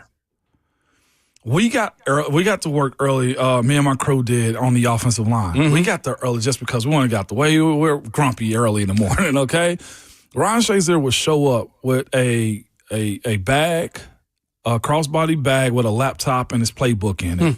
He'd be fully dressed already with pants, a shirt. He had Chelsea boots on. You know what I'm saying? Like, he was dressed because in his mind, I'm dressing and preparing myself for success. The reason I wear this duffel bag is because in my mind, this is my business. And I feel like Cam is doing that. And if the early stages of what we saw from Ryan Shazier, it panned out. Sure. Injury happened, shut it down. Right. But he's probably the only other young guy I've seen do this. Here's more from Cam yesterday talking about managing the offense against advanced looks and complicated things Denard Wilson threw at him defensively. It was real good, especially, finally get some blitz packages from the defense. It's not really full speed yet, but to see just how everything can speed up on third down. It's a lot of kill checks that you have to get to at the line of scrimmage as a quarterback. So, it's good to, finally be introduced to it. I think I'm getting better every day. Was this kind of the most advanced in terms of third down stuff that you guys have done so far? Yeah. I would say this is the most advanced we did, just because we just emphasize third down every play, especially the last session. And so it's good. You get paid on third down. And so, that's where you got to make your money. I love that quote. You get paid on third down. Yeah. Yes, because all eyes are on you in that moment. Yeah. It could be third and 12. Because the defense, and Brian was asked this pre-practice and said, well, the defense knows you have to throw it. So we can't take a sack. We can't just check it down. Like, there is an expectation of where the ball needs to be delivered on third down. Yesterday was third down day over at practice, if you missed that earlier, too. That was what they were focused on in 7-on-7 and then team periods at the end of it. Again, without pads and not quite at full speed yet, but you were getting a lot closer to that by the end of practice yesterday. I was watching with Mac. We'll talk with Coach Mac tomorrow. It's one thing we talked about was like Denard Wilson was throwing different looks at him. I hate them on days. And they were walking guys down to the line of scrimmage who were then backing up into coverage. Yeah. Or they were disguising things. Like, this was not the kind of day where you set up the defense in order to make the quarterback feel good about himself. They want Cam Ward to be thrown into the fire a little bit. And from that answer, Ramon, it sounds like Cam is totally fine. You can hear him say, like, finally, I got to see what it was like. Yeah. Like, I finally got a sped up defensive pressure to kind of train me to what that speed is going to be like at the NFL. And it sounded, from what I watched and heard, like he managed it decently well. He did. He didn't seem bothered by it in his answers that he gave you right there, or confused, or to him, it's the process. And like, to have a guy that fully understands how to, look, today just ain't my day, and I got to live to fight another rep. You mentioned like some of his inaccuracies that he had. Like, that's all right. Because, again, if he's holding 65 to 7% completion percentage, I'll live that life with him. Because, again, if he can, in practice, take on what Denard Wilson is sending him, and not just that, feeling the pressure of defensive linemen in his lap and him having to just stick in the pocket and make plays, well, and the best thing for him to me is his quick delivery. His ability to get the ball out, see, diagnose, process, and deliver. Like, that is by far the best thing he could do on days like that. And he mentioned just like the speed. Like, I laugh every time you mention the way like they got blitzed, or I hear this conversation, because this is the defensive's day. And for the ones that are right-minded that understand, look, I'll have that block, or, hey, my guys in pad will hold up better for me in these moments, to stay in the pocket and deliver. And that is probably one of the best things he can do, because you mentioned earlier, he wasn't trying to be eccentric yesterday. It was chalk, right? Management. It was management. Yeah. And that's all you're asking for from a guy like him, because the dynamic stuff will come out when it has to. Calvin Ridley spoke with media yesterday. Cam was asked about him as well. Those two are clearly working very closely together to avoid what Calvin had last season, when he only had one 100-yard game the whole season, and it took until week 8 to get there in a blowout loss to Detroit. 10 catches for 143. Last season, Calvin Ridley, through the first 6 weeks of the year, 12 catches for 183. 1 touchdown in the first 6 weeks of the season. Weeks 8 through 18, 52 catches, 834, 3 touchdowns. It was night and day from the first 6 weeks of the season to when he had that Week 8 game against Detroit and the rest of the season. This was Ridley yesterday talking about a bleep it mentality that he's got to have to help out his new quarterback. You know, it's just more of getting on the same page. I honestly want to hear what he thinks, because I just want to be in a spot where he want me. So I asked him first, what did I do wrong on the play, no matter the throw or the catch or whatever it is? What do I need to do to make you feel better? And then I try to pick his brain of what do I need to do to make you feel better? So that's pretty much what we're doing. Like I said, it's easy to relate to him. For me, just easy to relate to. It's fun, easy to talk ball with, and I just like him a lot, man. Talk to him. Anything like to the calm confidence? Because a lot of the guys, they say like he has a calm confidence that it kind of rubs off on you guys. Yeah, like I said, he came to my house before. My brother met him. The first thing he said after he left was like, "Man, he just ain't just calm. He relaxed." So, I mean, you need that at the quarterback position, man. You can't just be an overthinker, a jittery guy. You just got to kind of, be okay with, up, doing good, and just got to have that mentality. He kind of got that. What have you seen in his play so far, Kel? I see a great arm, man, a great mind. Someone who believes he can make most of the throws and knows he can make the throws. Like I said, nice release. He can fit the ball pretty much wherever he wants. So it's pretty impressive. It's Calvin Ridley yesterday. You can't help but think about the quarterback he had last season in Will Levis when he talks about you don't want someone out there who's, I'm paraphrasing now, like erratic. Jittery was his exact word. You don't want someone jittery. You think Will Levis was a little jittery last season? He also said afraid to bleep up, afraid to make mistakes. Like that is a part of the process and growth of a quarterback specifically. But what makes you great is your ability to just work in your box, but also the risk taking that you take have to be very confident in. I almost feel like listening to him, to my office people that watch that show, when Stanley was talking to Michael Scott about, hey, it's what he says in the pauses. There was a lot of gems that he dropped in his little statement in right the pauses. There. That's a great way to put it. It was because you looked at me and my eyes went wide too, and hearing him say like, "Be okay with messing up," and not just that, but the quarterback's got to be like the what's the word I'm looking for? The politician that's just slick, but damn, he's good. You're almost the therapist for the entire offense as well, because especially for wide receivers. Because if one guy's not getting the ball enough. You're hey, I got you next time. I'm looking for you. It's almost like keep working for me. He walked in the building and just started working the room. Yeah. Like, no, we got you. We're going to get you that door on the front of the church. Don't worry about it. We're going to get you over there. Don't worry. These roads are going to be paved in gold. I promise y'all. Like, not saying that Cam had to do that, but such as St. Thomas Sports Park is heaven. I mean, you know what I'm saying? Like, streets paved in gold. Calvin talked about him like it was his son, almost. Like he's proud of him. He's happy to be with him. He mentioned great mind, great arm. He can throw from any slot. Like, did he ever say any of this about any of his other quarterbacks? I don't even want to just put Levis. Calvin was still positive on Levis last year. And because I remember this time last year, going into training camp, we were talking about how Will Levis took them all to Cabo. Yeah. And they all took a trip. Like, it's easy to be positive on your quarterback when live bullets aren't flying in June. Very true. No doubt. This is very true. Everybody looks great. Everybody's in the shape of their life, all these things. Not to be too cynical about it, but there's some truth to that. Things are always positive this time of year. I think the takeaway I have, Ramon, is that there is a clear emphasis from Ridley to avoid the slow start from last year. Yeah, man. It took him way too long to get on the same page with Will Levis. And we talk a lot about how in training camp, some things signify issues that are going to happen on the field. Some things are just training camp things that get ironed out. Last season, when Calvin Ridley was not on the same page with Will Levis in training camp, and those two just consistently weren't hitting on plays, it was just a tick off. It was the throw was a little bit behind, or Ridley was dropping passes, or it was, Levis was overthrowing him. It's hard to know in training camp what is going to get solved before week one and what's a sign of things to come. Yeah. That was a sign of things to come. Those two not working well together translated to the first 6 weeks of the season. Interested to see if now the opposite could be true.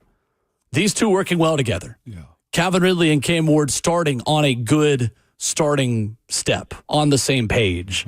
Does that translate to live bullets, to preseason games, to training camp practices, to joint practices with Tampa and/or Atlanta, to regular season? Right. You need Calvin Ridley to be a major, major part of this offense week one right away. You know, the proof, though, of concept that this is possible is because he made a hell of a start at Xavier Restrepo.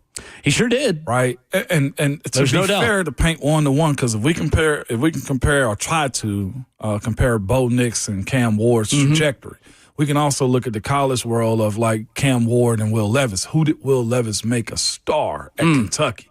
Like, it's that side of it too, right? Like, it's like, who in your career have you elevated and made better? I think that's why Will Howard has a whole lot of just praise coming into Pittsburgh, is because Will Howard took them to the Super Bowl. He delivered to Jeremiah Smith the way he needed to. He delivered to Emeka Ibuka the way you needed to. Like, looking at Barry and Brown at Kentucky, how much did Will Levis help take his game to the next level as it pertains to him? You know what I'm saying? Like, it's that.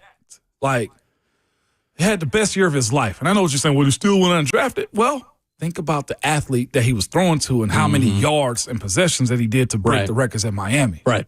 A lot of good wide receivers at Miami that are behind Xavier Restrepo in a lot of categories. Specifically in terms of catches, receiving yards, touchdowns, single season things. Like, the guy has an opportunity to play for the Titans because he played with Cam Ward in a lot of ways. Facts. Coming up, there's still one quote from Cam that I thought was most interesting, and a good question that was asked about, are you on schedule? That's next.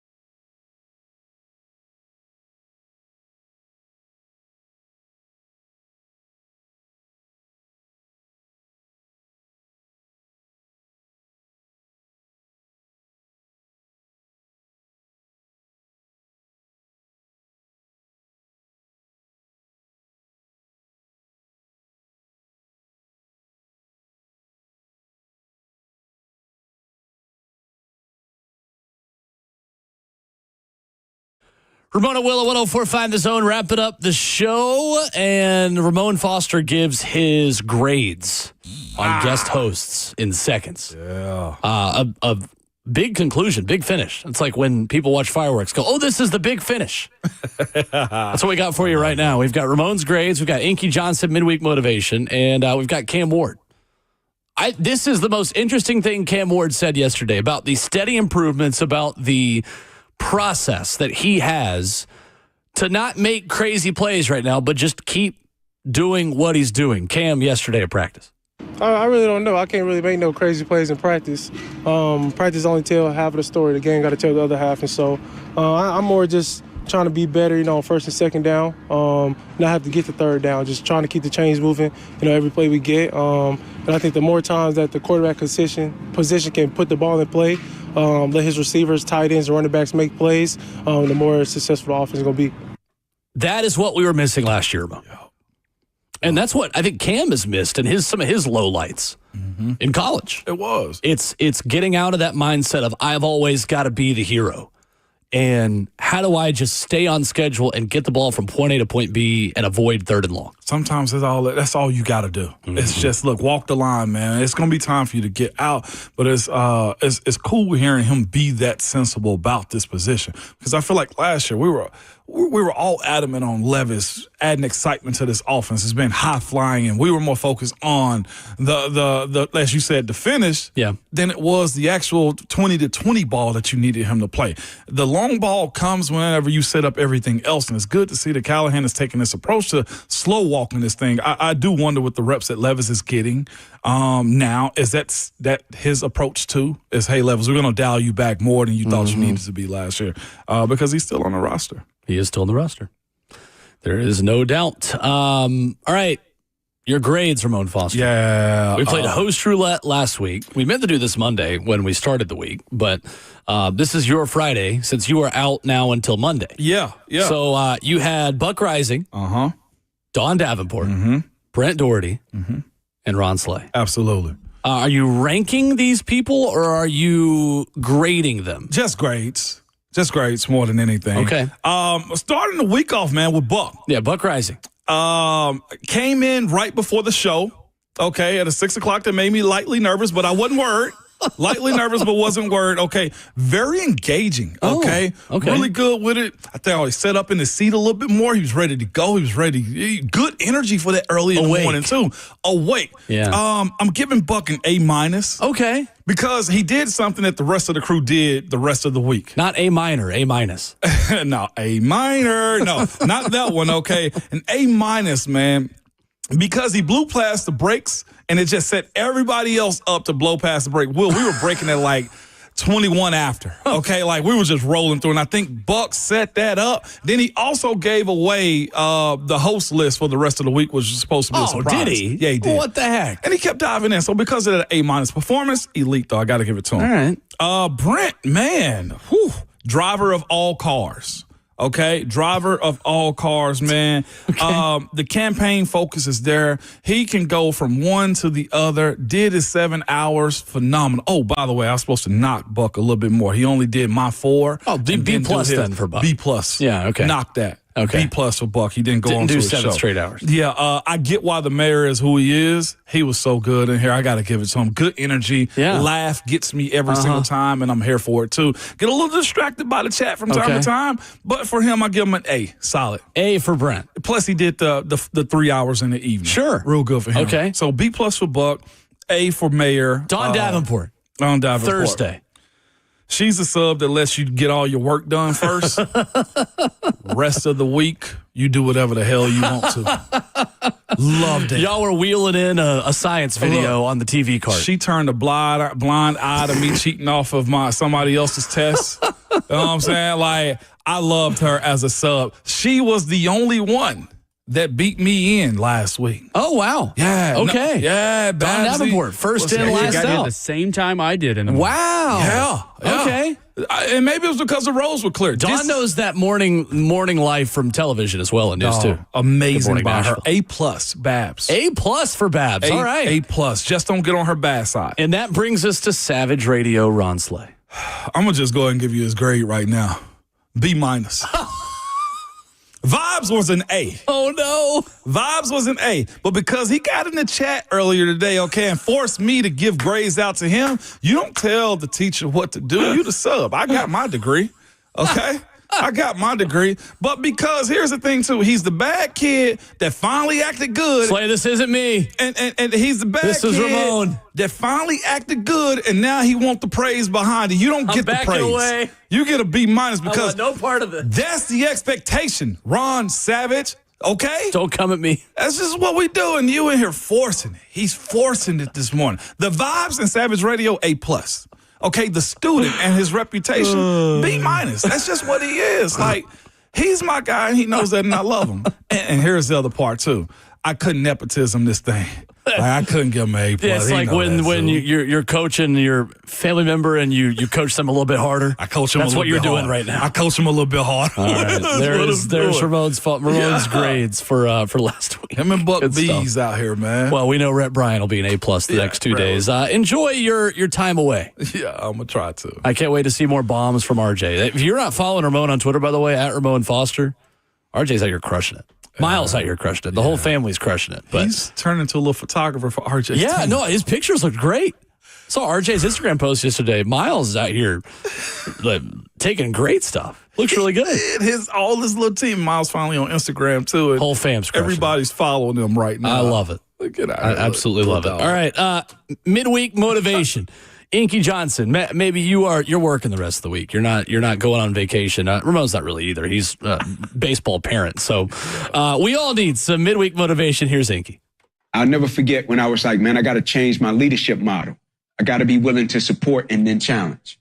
I came up in an environment that was heavy on challenge. Cats would challenge. Like, let's go. If you got it in you, let's go. One-on-one, we getting busy. Let's go, right? And you would challenge. And so I came up in that environment. So when I played with cats, I would often challenge first, right? Like, let's go, man. You got more in you. I would challenge. And I would see that certain cats responded differently. You had certain cats you could say things to. They can look at you. You knew they were ready to go. You had certain cats, you say something to them, they going to go in the shell. Had certain cats you can look at, and you already know they ready to go. And I understood that at a certain point, if I wanted everybody to come, if I wanted everybody to move forward, I had to be willing to change the model. And so I moved to the model of I have to be willing to support and then challenge. Why? So when adversity is present, opposition is present, hard times are present, I supported them. And so now it gives me the right to challenge them, to validate and to trust. But if you never support them and you just challenge them, when adversity and opposition is present, they're going to be like, man, you ain't never supported me. So you don't have the right to challenge me. Yep. You never stood with me in adversity and opposition. You ain't got the right to challenge me. When my mama was sick, I ain't hear from you. You ain't got the right to challenge me. But when you support people and then challenge people, people are more apt to receive the challenge.